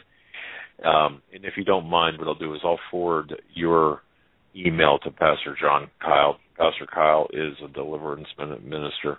Deliverance ministry. Yeah. But he can give you some good advice. Thank you so much. I really appreciate it. I need help, and I need help. So thank you so much. Yeah. And I'll give him the heads up. Because, it's a shame, and we're seeing more and more of this. Joe and I are seeing more and more of this take place today. What it's doing is opening up doors to evil entities that not only affect your son, but affect your family and your environment that you live in. And it's a very dangerous thing, even though, people will make it seem like it's cool, or it's something, better, it's something futuristic or some kind of superpower. It is nothing but from the pits of hell, and it is and will, bring evil into a situation where it has no place of being. but is let in through acts such as that. And I know people personally who have had not done this themselves, but family who has been involved in that, and they are completely lost, and I fear never to return again. And it's a slippery slope. So yeah, you guys will definitely be in our prayers, and we'll reach out to Pastor Kyle and Russ and whoever else would be willing to help, because that has to be taken care of. Thank you so much. I fear for the same thing, and a lot of sleepless nights. Thank you. I will send the email, and I'll be praying, and I look forward to talking to Pastor Kyle, because the end goal for me is I want my son in heaven with me one day, and he did listen to Billy Graham quite a bit and came to the Lord, but started getting into this stuff afterwards when he was about 17. So thank you so much. I will send the email, and God bless you guys and everything you do. Thank you. God bless you. Thank you so much. Thanks for the wonderful call. I remember walking around, Joe, when I was in high school with, and this is a big thing back then, with a copy of Mao's Little Red Book, and thinking I was quite the intellectual, because I was open to things like that, and it kind of reminds me too of, what Paul McGuire said. I mean, you look at Paul McGuire's path. If you know his personal story, it's amazing what his personal story, and that's why Paul. I think that's why Paul and I get along so well. And plus, he understands shall I say, the Tavistock nature of what's going on with our young people today, and the product of all of this mind control. And we're going to have people, too, on to talk about the electromagnetic effects of things and the blue. Yeah, have you heard, Joe? Have you heard about this? And folks, the effects that the blue screen has on your sleeping patterns and other things. It's amazing what we're finding out now, and I think a lot of this has been pre-planned. It's something, folks. We're getting bombarded from every direction in our lives by things that are not spiritual, or that are spiritual but are not of God. And I think that a lot of this has been planned. Wow. All right, let's move on to another phone call. We're going to go to area code 772. 772, thanks for holding. You're live on the Hagmann Hagmann Report. Go ahead. Hi, Doug and Joe. How you Hello doing there. tonight? Very well.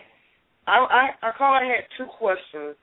The first one was, these guys that are supposedly beheaded, what happens to their bodies? Do the U.S. get them back or what?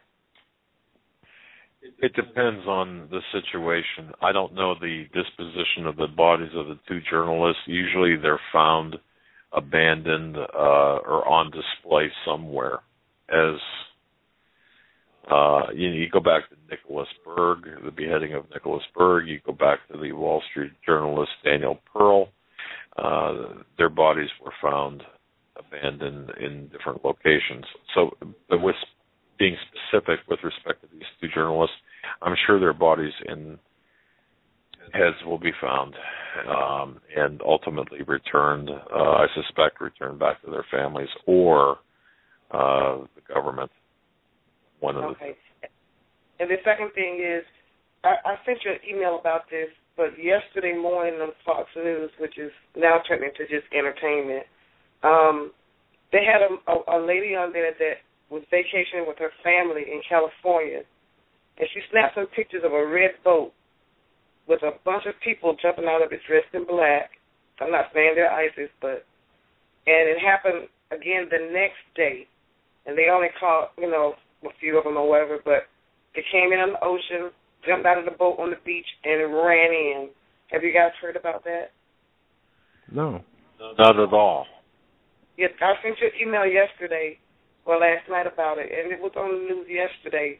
It was a red boat. I don't know how many they caught out of the first crew, but then it happened again the next day. This is on the beach in California.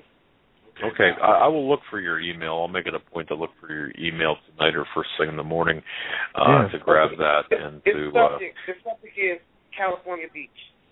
Okay. Thank you for alerting me to that. I really appreciate that. Thank you so much. All right, God bless you. I'm not going to hold up time. Let somebody else get in. Thank you, dear. All right. Wow. Okay. Joe, remember when that scuba diver was caught off of the Newburgh, New York, right around Newburgh, New York, and you and I went up to investigate that. I think you were with me, right? Yes, I was. Newburgh was a town that looked like it was bombed by a World War II bomber, and it's about half torn down buildings. The other half are drug houses, from what I remember correctly. Not a nice place to be. I thought New York City ghettos were bad. That was rough. Well, now we're going to get emails from people from Newburgh. I can just saying our town's not bad. Really, what was it, like 6 years ago? It was then. Yeah, it was something like that. But there have been a lot of strange things, as that caller pointed out. You've got that, and of course you've got the divers that were never successfully never explained with any type of mystery divers in the water near a nuclear power plant found in Newburgh, washed up. The police department, in fact, we asked the police department, and they said just no comment. And at the very same time, there were, of course, in Olean, New York, I want to say the National Guard station there was tampering done with the natural gas lines that could have resulted in a huge explosion. This is back in 2005 or thereabouts. So a lot of strange things that have taken place that have really fallen into the black holes of information. Yeah. Let's go to area code 973 next. 973, you're up now. You're live on the Hagmann Hagmann Report. Hi. I never heard anybody from New Jersey calling before, but it's good to talk to you guys. Well, welcome. Welcome indeed. Yeah, we've had calls from New Jersey, but in fact, Billy Bear used to live in New Jersey and call once in a while. But what's on your mind, sir? Basically, what we as Christians should do as far as in local politics or protesting. For instance, should we be going to all the council meetings of the town? Should we try to organize and protest local abortion clinics?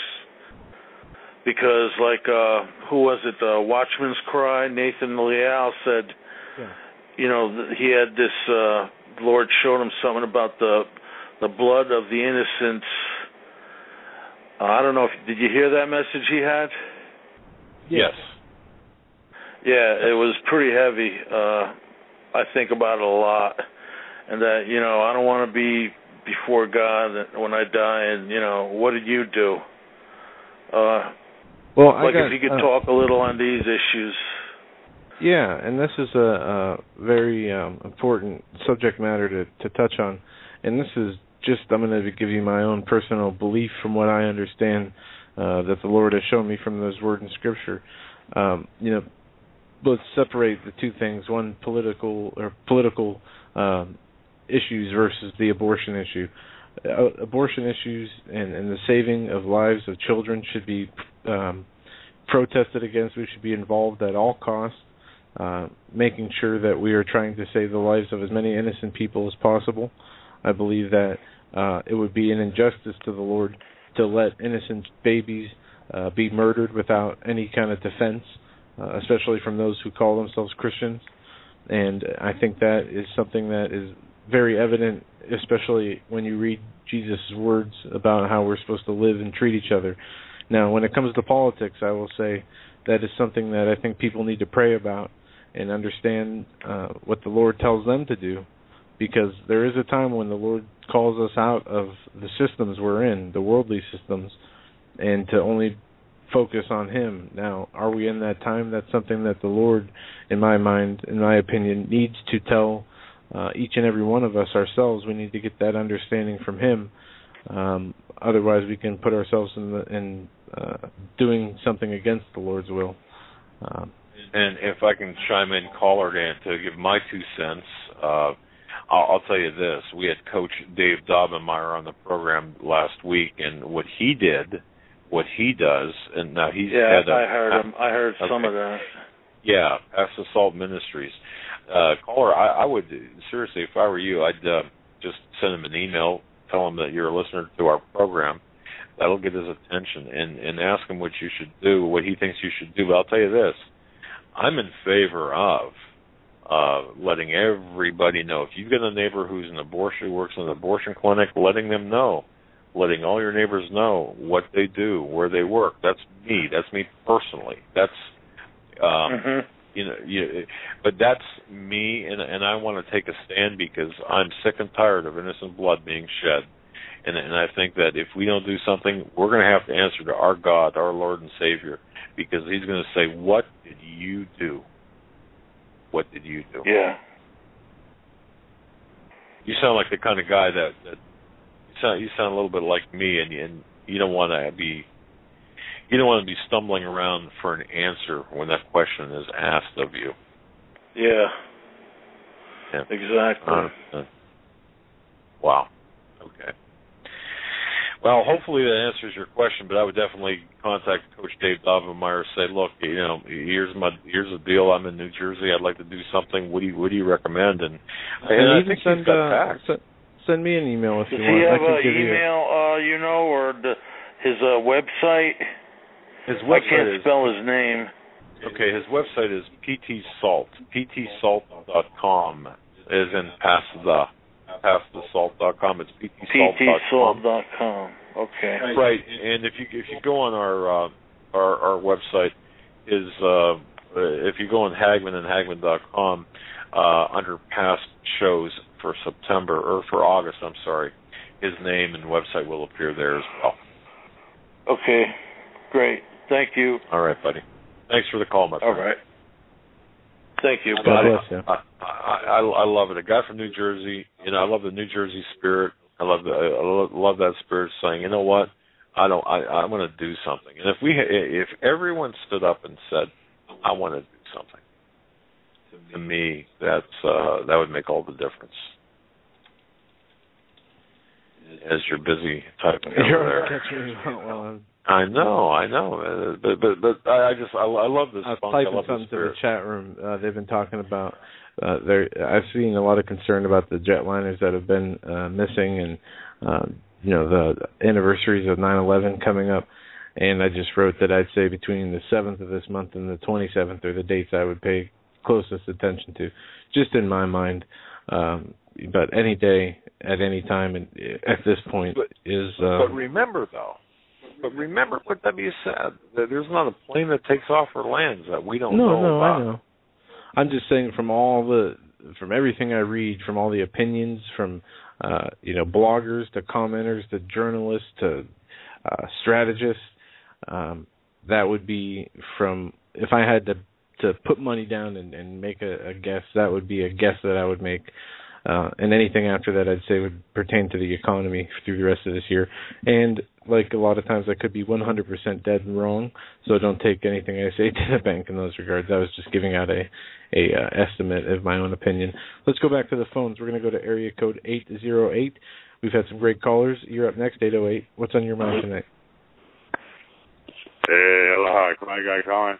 Hey, I just wanted to, I just turned you on this a little while ago, and that guy about innocent blood, something I've been considering, and we need to keep in mind besides our brothers and sisters in Syria and Iraq that are in dire straits, but something maybe not a lot of people are aware of is Eastern Ukraine is Eastern Orthodox Christians. And that's it's the same as when Clinton was carpet bombing Serbia. That was the Orthodox Christians. and all roads do lead to Rome. Just something to consider. You know what?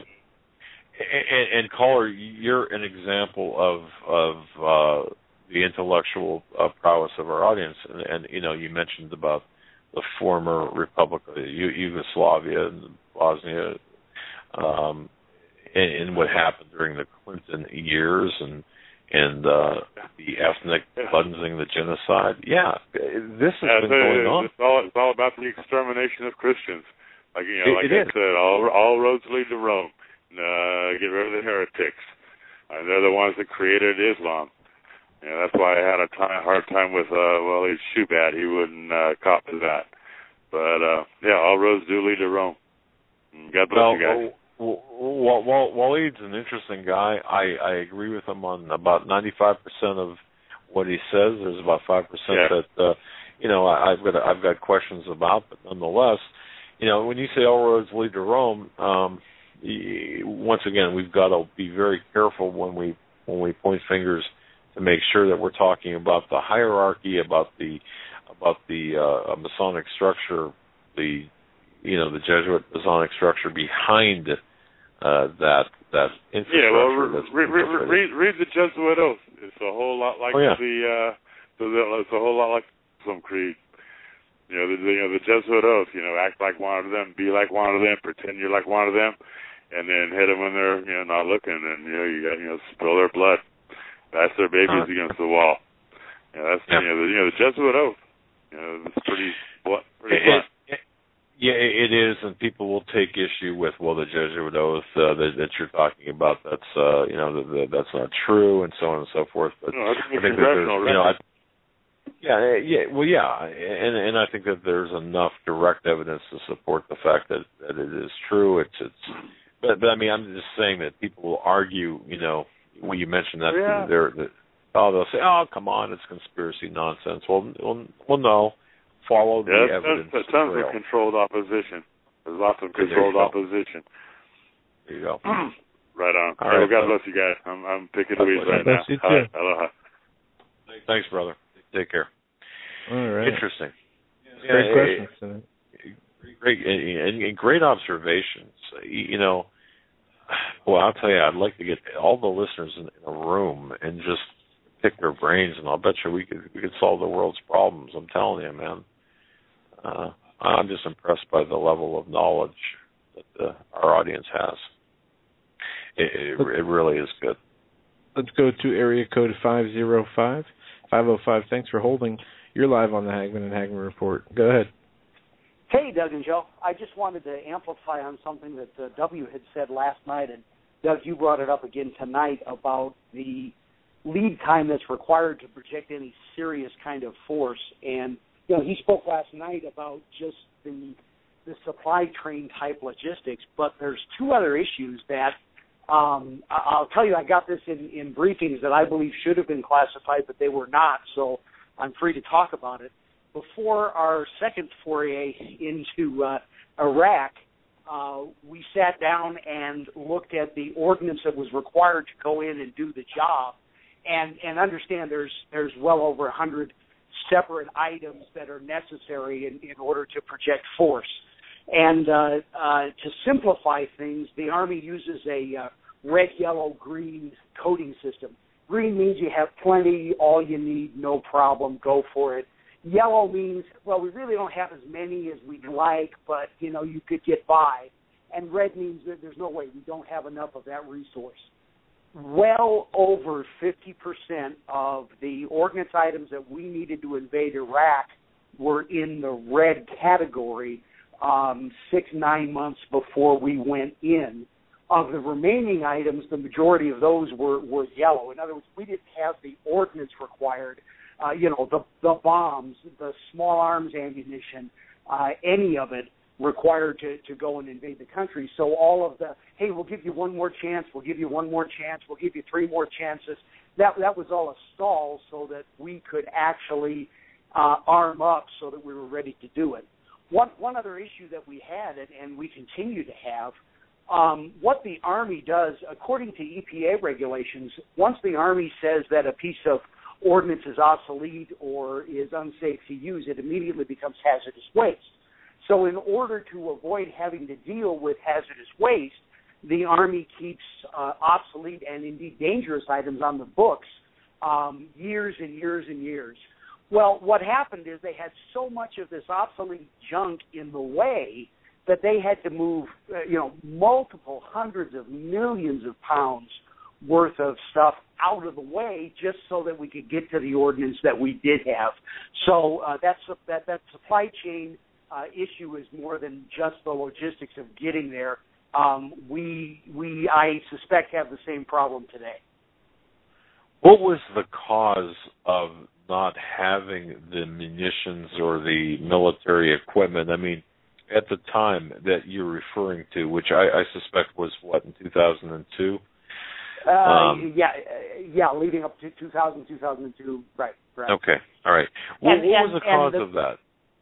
The basic cause is that appropriations go to the, if you'll pardon the phrase, this is the way they put it, to the sexy programs.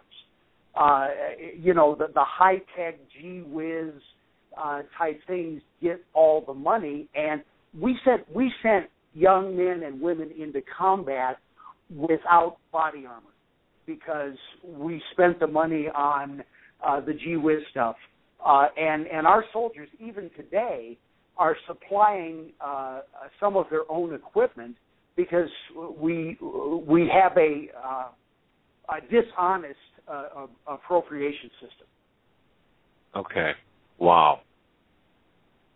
All right. I knew that a lot of our service people had to pony up for their own body armor in certain cases. I didn't realize it was that prolific, however.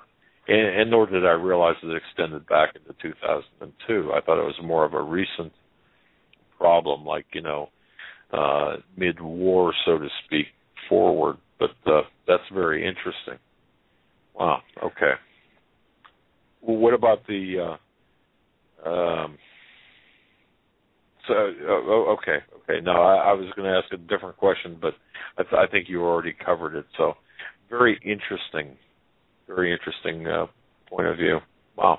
Are you still active? Are you still active? No, I'm semi-retired. I get called in to consult every once in a blue moon, but I'm semi-retired, and as far as I'm concerned, I would just as soon stay away from what's going on nowadays. Well, if you hear anything juicy, give us a call and spill the beans. We'll make sure we get it out over the airwaves. Okay, I sure will, fellas. All right, buddy. Thank you. God bless you as well. Great call. Absolutely. And I'm looking for, there we go. That's a good, that was a good, really, I didn't think about that. Leading up to the war, the red, yellow, and green. Never gave that a thought. Interesting. Okay. Well, let's go to area code. This is a new one, 182. 182, possibly country code or area code 182. You're live on the Hagmann and Hagmann report. Yeah, hello, Doug and Joe. Good evening. Yes. Hey, how you guys doing tonight? Very well. Thanks again for another great show. I've actually got a million things to talk about, but I guess we'll just cut them down to a few. What I was calling about was what Coach said last week, and then I've seen also in the chat room people talking about it just seems like the forces of evil in Satan's army and the people who serve Satan are, they're organized and they're getting their job done for their master. And as Christians, we're failing. We really are. I mean, I've done several things, and I know people do things, and I know we have some victories, but, we were commanded to occupy until he returned, and that means trying to be in charge of the political, of course the spiritual, and the social. We were supposed to be the leaders in these things, the way that I read the word, and it just seems like everybody's waiting. It seems like a lot of Christians, I see it in the chat room, everybody's waiting till they knock on everybody's door before they do something. And I'm not saying that we ought to go out and be violent by any means, so don't get me wrong here, but we need to be out in the streets protesting the abortion clinics, moral things as far as demanding moral leadership from our leaders and demanding it. Coach Dave talked about this, a proactive ministry rather than what did he call it, how the churches are today, come into our doors and listen to us speak, rather than what we have as that. We need to be proactive and go out into the world and preach and convert. Right. Yeah, not have it's real easy to go to a church and be around people that kind of have the like mind and just kind of have a circular pat on the back of each other. But then the rest of the world is out there perishing, and the churches have gotten so much, the people who are calling themselves Christians, and that's between them and the Lord. I'm not going to judge anybody, but they're so comfortable now in their little social bubble inside of church that in America, and we'll thank God for this, because it has still not suffered the way the rest of the world is suffering, but they're so much in a comfort zone now that it almost seems like they've got some sort of invincibility thing that's never going to happen here. Meanwhile, in that delusion that the American Christians have allowed themselves to go into, Satan has used the blood of their sons and daughters over the years and our tax money to build the beast machine. And America is the main engine behind the New World Order. I mean, I don't think there's anybody that would argue that at this point that keeps up with it. And, in the Old Testament, I was just reading the other day about how when Josiah was lifted up as a king, he was commanded by God to tear down the idols, to burn the groves, and to get rid of all the occult imagery and all of the idolatry that had sprung up in Israel when they got away from God. And yet American Christians today watch as our children are being murdered in abortion factories. We've got gigantic occult imagery in the capital of what everybody used to say was the Christian country of the world, the biggest. And we've got all of this occult imagery. And I'm not saying go up there and tear down the Washington Monument, but the American Christians need to go up there in force and demand that all of this pagan idols be taken down. And because we're supposed, Christians are always attacked and saying separation of church and state, like y'all were talking about earlier. But yet, they're getting rid of the Ten Commandments all over the place, but yet all of these Egyptian pagan religion idols stay up and are maintained by our tax dollars up in Washington, D.C. especially.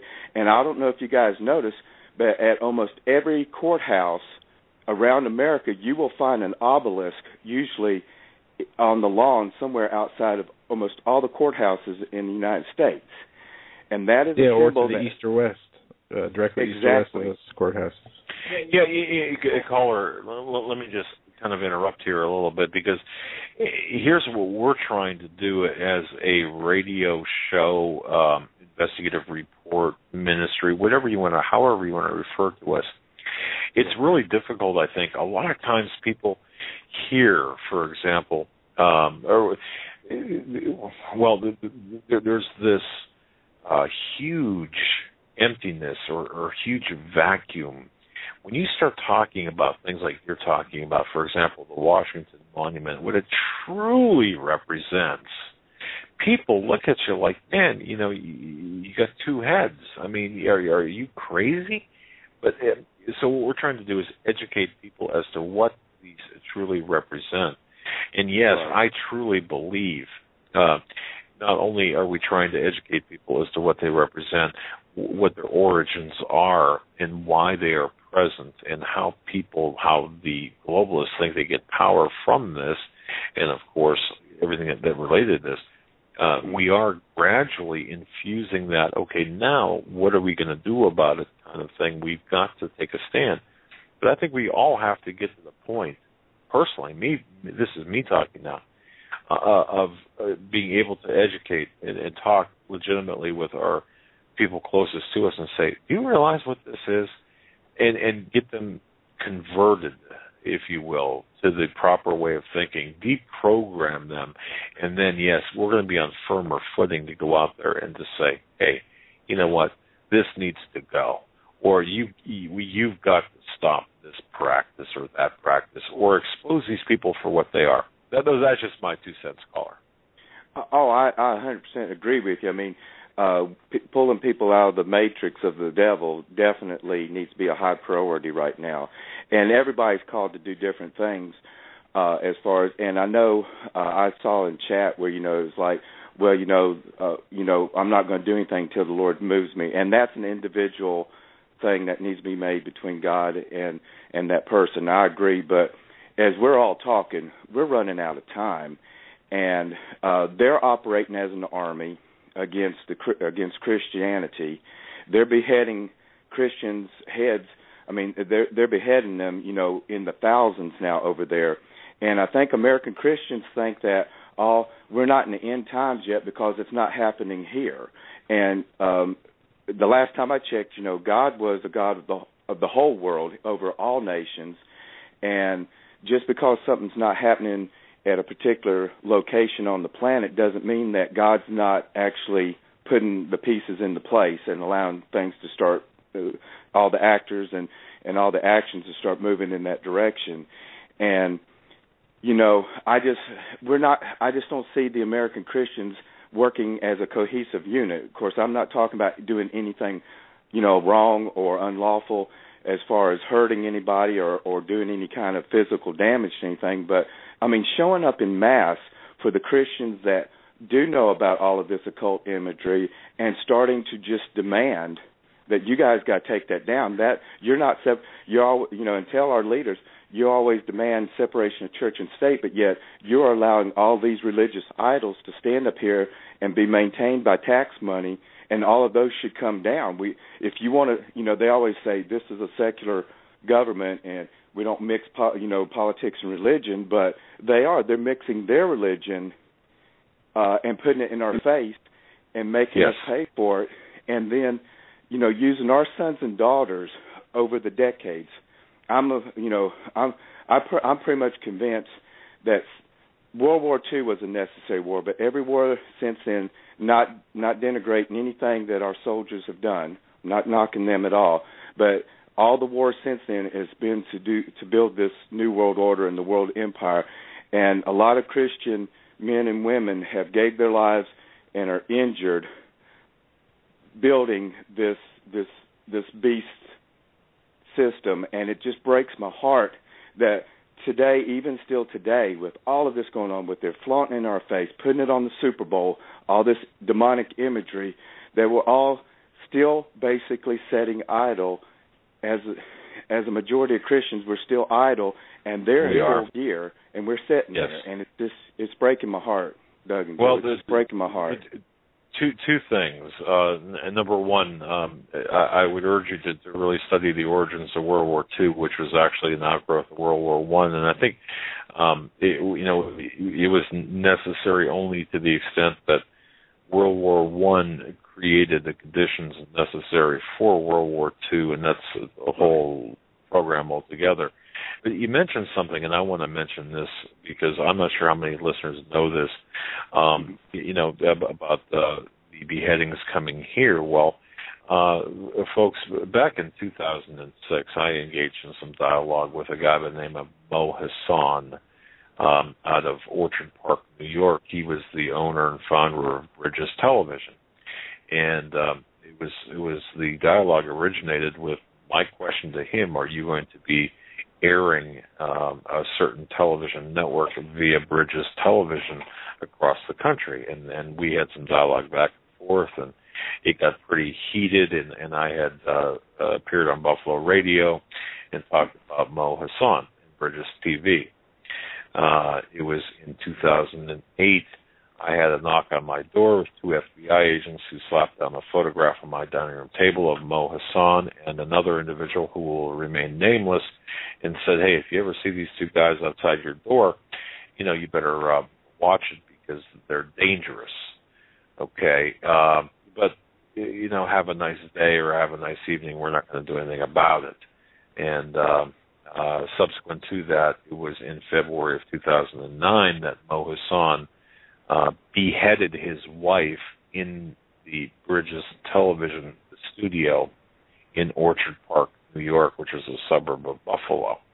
So it's already here. The reason I mention that, it's already here, and the beheadings are already on American soil. It's just that they're not being reported. I don't care if it's MSNBC or Fox News. They're not being talked about. Right.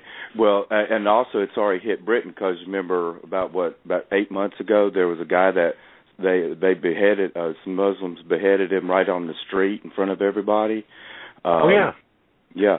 So, I mean, it's already getting here to the West. And, I was talking to somebody I know, they say they're born again Christian, and but and I won't start up a whole thing in chat or anything like that, but he believes in a pre-trib rapture and says, well, I think that's going to happen, but if not, then I'll end up in a camp and I can preach then and share the gospel, and that may be the case.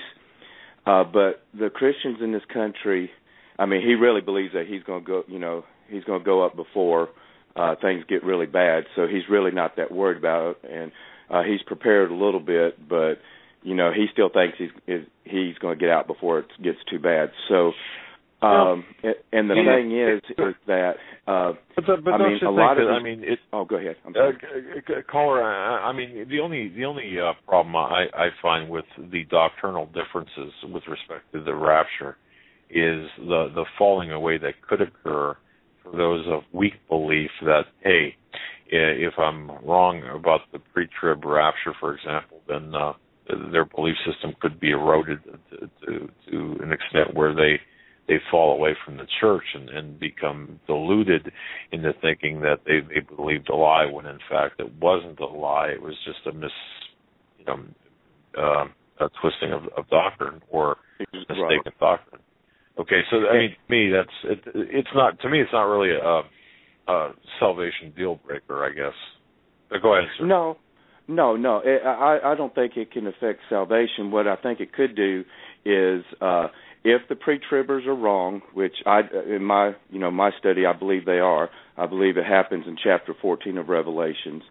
But if they're wrong, and it could set up for them to be deluded, like Paul says, in the last days there'll be strong delusion, that they might believe a lie, and it could make them think that the Antichrist is Christ, because they might set up some sort of scenario where they think they're getting raptured when they're really getting pulled into the Antichrist system.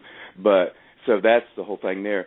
Right. But he was saying that if we don't get raptured pre-trib, then I'll just I'll be in a camp and I can preach the gospel, and then they can they'll send me to the guillotine.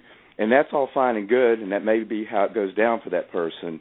But as we're seeing, whether these videos are fake or real about these beheadings, I think a lot of Christians in this country, through some movies and stuff, think that, okay, I'm just going to sit in a nice prison, get something to eat, and then I'm going to go up and deny the mark, and then they're just going to chop my head off, and in 1 second I'm gone.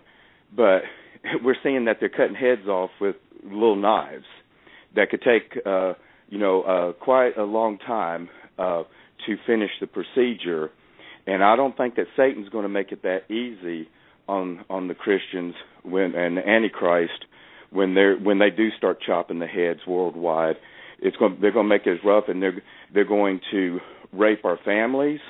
They're going to kill us and torture us before they kill us, and us as Christians need to be fully prepared. There's a few books like Torture for Christ, and several others. You've had some people talk about that on your show. We really got to be prepared to, get very close to the Lord to get us through that time. And I think that the Lord might see fit to actually escape those things and not have to go through going into a camp or being, it says, I'll keep you from that, hour of temptation, where I've interpreted that in Revelation chapter 3 to be the hour of temptation when you're given the decision to take the mark or die. Some people might be able, some Christians might be able to escape that and be out in the wilderness until Jesus returns. And I hope that Lord has that prepared for me and my family. But I just think that they're operating as an army. Satan is, and all in the New World Order, they're operating as a tight military machine against us. And I think that Christians, we need to man up, especially the men, and become Christian warriors, not violently, but we need to start operating in unison and in numbers. And with the Lord behind us, it would just take one of us. If the Lord's with us, who can be against us? So I just think that we really need to all start really thinking about how we're going to get together and, stand for the Lord and eschew evil and, admonish the ones in the church that are still wanting to play games and really get everybody prepared for the days ahead. That's been my main thing that I've been seeing lately. All right. Well, look, go ahead, Jim. No, I just want to say you made some very astute observations, and there's a lot that is on the plate of a Christian today. And first and foremost, that's our relationship with our Lord Jesus Christ. We got to get that together first, and what each of our calling is from there, and what each thing that he wants us to do from there is the next step in our walk with him. But we have to solidify our foundation and our belief in him, and then from there go to receive our instruction from him as to how to behave and what to engage in and what not to engage in. Exactly, and I'll let you go so that somebody else you can get one more call in. But I appreciate your time tonight, guys, and I appreciate your ministry. God bless both of you guys, and Steve Quayle. I love you guys so much, and you guys just take care, and we're praying for you always. All right, thank you, and don't forget tomorrow Steve Quayle and Greg Evenson. Tomorrow Steve Quayle and Greg Evenson. For those who missed the announcement earlier, both of them are going to be on, and according to Steve, Greg Evenson is, quote, jacked up about tomorrow, and that's a good thing. So. Can't wait for that. Yeah. Well, we got time to take at least one more call here. We're going to go to area code 402. 402, thank you for holding. You're live on the Hagmann Hagmann Report. Well, I feel so honored to be here. Thank you, and praise the Lord Jesus. How are you guys tonight? Very well. We're glad to have you. Well, thank you. I want to say to your last caller, I want to say one simple word. Hooah! I think you'll get my drift. I want to say to you guys personally, if I may be so bold, I want to say that I think you guys do a wonderful job. I love you all dearly as brothers. Doug, you will know me. My name is Harold. I live in Omaha, Nebraska. You will know me as the Smiling Scotsman. I'm a very outspoken individual. If I may be so bold, I would like to just address your listeners for a moment. In the last few weeks, I found out that I had been underneath a 2-year federal investigation because they didn't like my YouTube videos, they didn't like my Facebook posts. And I told the FBI when they contacted me, I said, I will not apologize for anything that I have said in any way, shape, or form. I will stand with righteousness. Never in any of my stuff will you ever find that I have ever made any threats in any way, shape, or form. I don't believe in making threats. I believe it's dishonorable. I don't know how many of your listeners are under federal investigation, but I would advise them, no matter what happens, stand in righteousness. Excuse me. Stand with God. Claim Psalms 91. Do the right thing. They're going to send a lot of us to prison and a lot of us to jail for standing up for God. But they're not going to say standing up for God. They're going to create a lot of ridiculous laws, which they've already done. Excuse me. to be able to put us in jail for. But by the time the smoke clears, even the Lord knows that it's all about because we want to stand righteous with God. And it's better to obey man. It's better to obey God than it is man. A lot of people have got some bad understandings of Romans 13. And Romans 13 is true as long as the government is doing everything they can to obey God. The outside of that, obey God, do not obey man. Stand up for righteousness. Do the right thing. Thank you so much for everything you guys are doing. You have to excuse me, my voice is a little messed up right now, but... Wow. Well, one question, how did you find out that you were under federal investigation? Did they tell you, or what happened? Yes, sir. Excuse me. About 3 weeks ago, the FBI contacted me and said that I'd been under federal investigation since roughly September of 2012, when I did a support video for Ron Paul when he was running for president.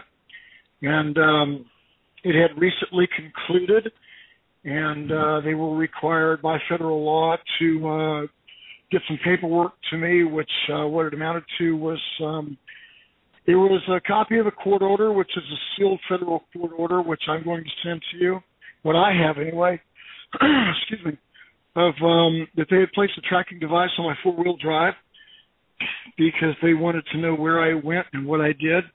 And this was from 2013. Now, you notice I said about 3 weeks or so ago I was contacted by the FBI and told about this. And they had said that they were required by federal law to give me copies of this paperwork. And the FBI agent misled me. And what he actually put inside my mailbox, which I gave him permission to do, was a copy of a federal case, which I found out is in fact sealed. I've been to federal court. I've been to U.S. Attorney's Office. It is sealed. They won't give me anything. All I can do is file a FOIA with the FBI to get surrounding documentation. And the FBI agent told me on the phone that I'd been under surveillance since September 2012 under federal investigation. The document that I have gives them a right, apparently gives them a right to do a sneak and peek inside of my apartment here in Omaha, which I believe that they did. Oh, yeah. Okay. Yeah, I'd like to see copies of the paperwork if you can send them to me. Only because I'm not aware of any provision by law that requires the FBI to notify you that you were the subject of a federal investigation, regardless of the disposition. So if you want to send me the paperwork, I don't know if you've consulted an attorney on this at all. I don't need an attorney. Okay. Well, okay. I don't need an attorney. I'm an NSA litigant. I don't need an attorney. I promise you that tomorrow morning I will have a copy sent to you, which I have already made by priority mail. I will send it to the address that's on your website. Yeah. Yes. And nowhere in the document. I'm interested in this only because you're talking to NSA file or NSA case subject number 70900. That's me, by the way, who is under investigation or who has a case file under that case number at the NSA. So I get where you're coming from, but if I could be so bold. If I could be so bold, then let me give the sealed the federal case number, which is sealed. The federal case number, United States District Court, District of Nebraska, which we are not a district, we are a sovereign state. That's another program. It's 8:13MJ71. Number again is 8:13MJ71. It's a warrant for tracking device under seal. Filed U.S. District Court, District of Nebraska, 13 March 26, 3:44 p.m. Office of the Clerk. It was also there was another motion filed, warrant extension for tracking device 8:13MJ71 under seal. That was filed several days later because they wanted to extend it. They wanted to know where I was going. Wow, because they didn't like my Facebook page and they didn't like my YouTube videos. Interesting. Okay, we're up against the. You know what? You're not the only one, caller. we're up against the end of the show, but there was a pastor who had his YouTube channel banned because he gave a message on ISIS, and they basically determined it to be hate speech. But we look forward to receiving your information, and we want to thank you for your call. We're going to have to cut this short, but God bless you, sir. We'll talk with you via email here in the next few days. With that, we got to go. We're already past our show clock ending. We'll be back here tomorrow with Greg Evenson and Steve Quayle, live 8 p.m. Not going to want to miss it. Until then, stay safe. God bless. Have a great night.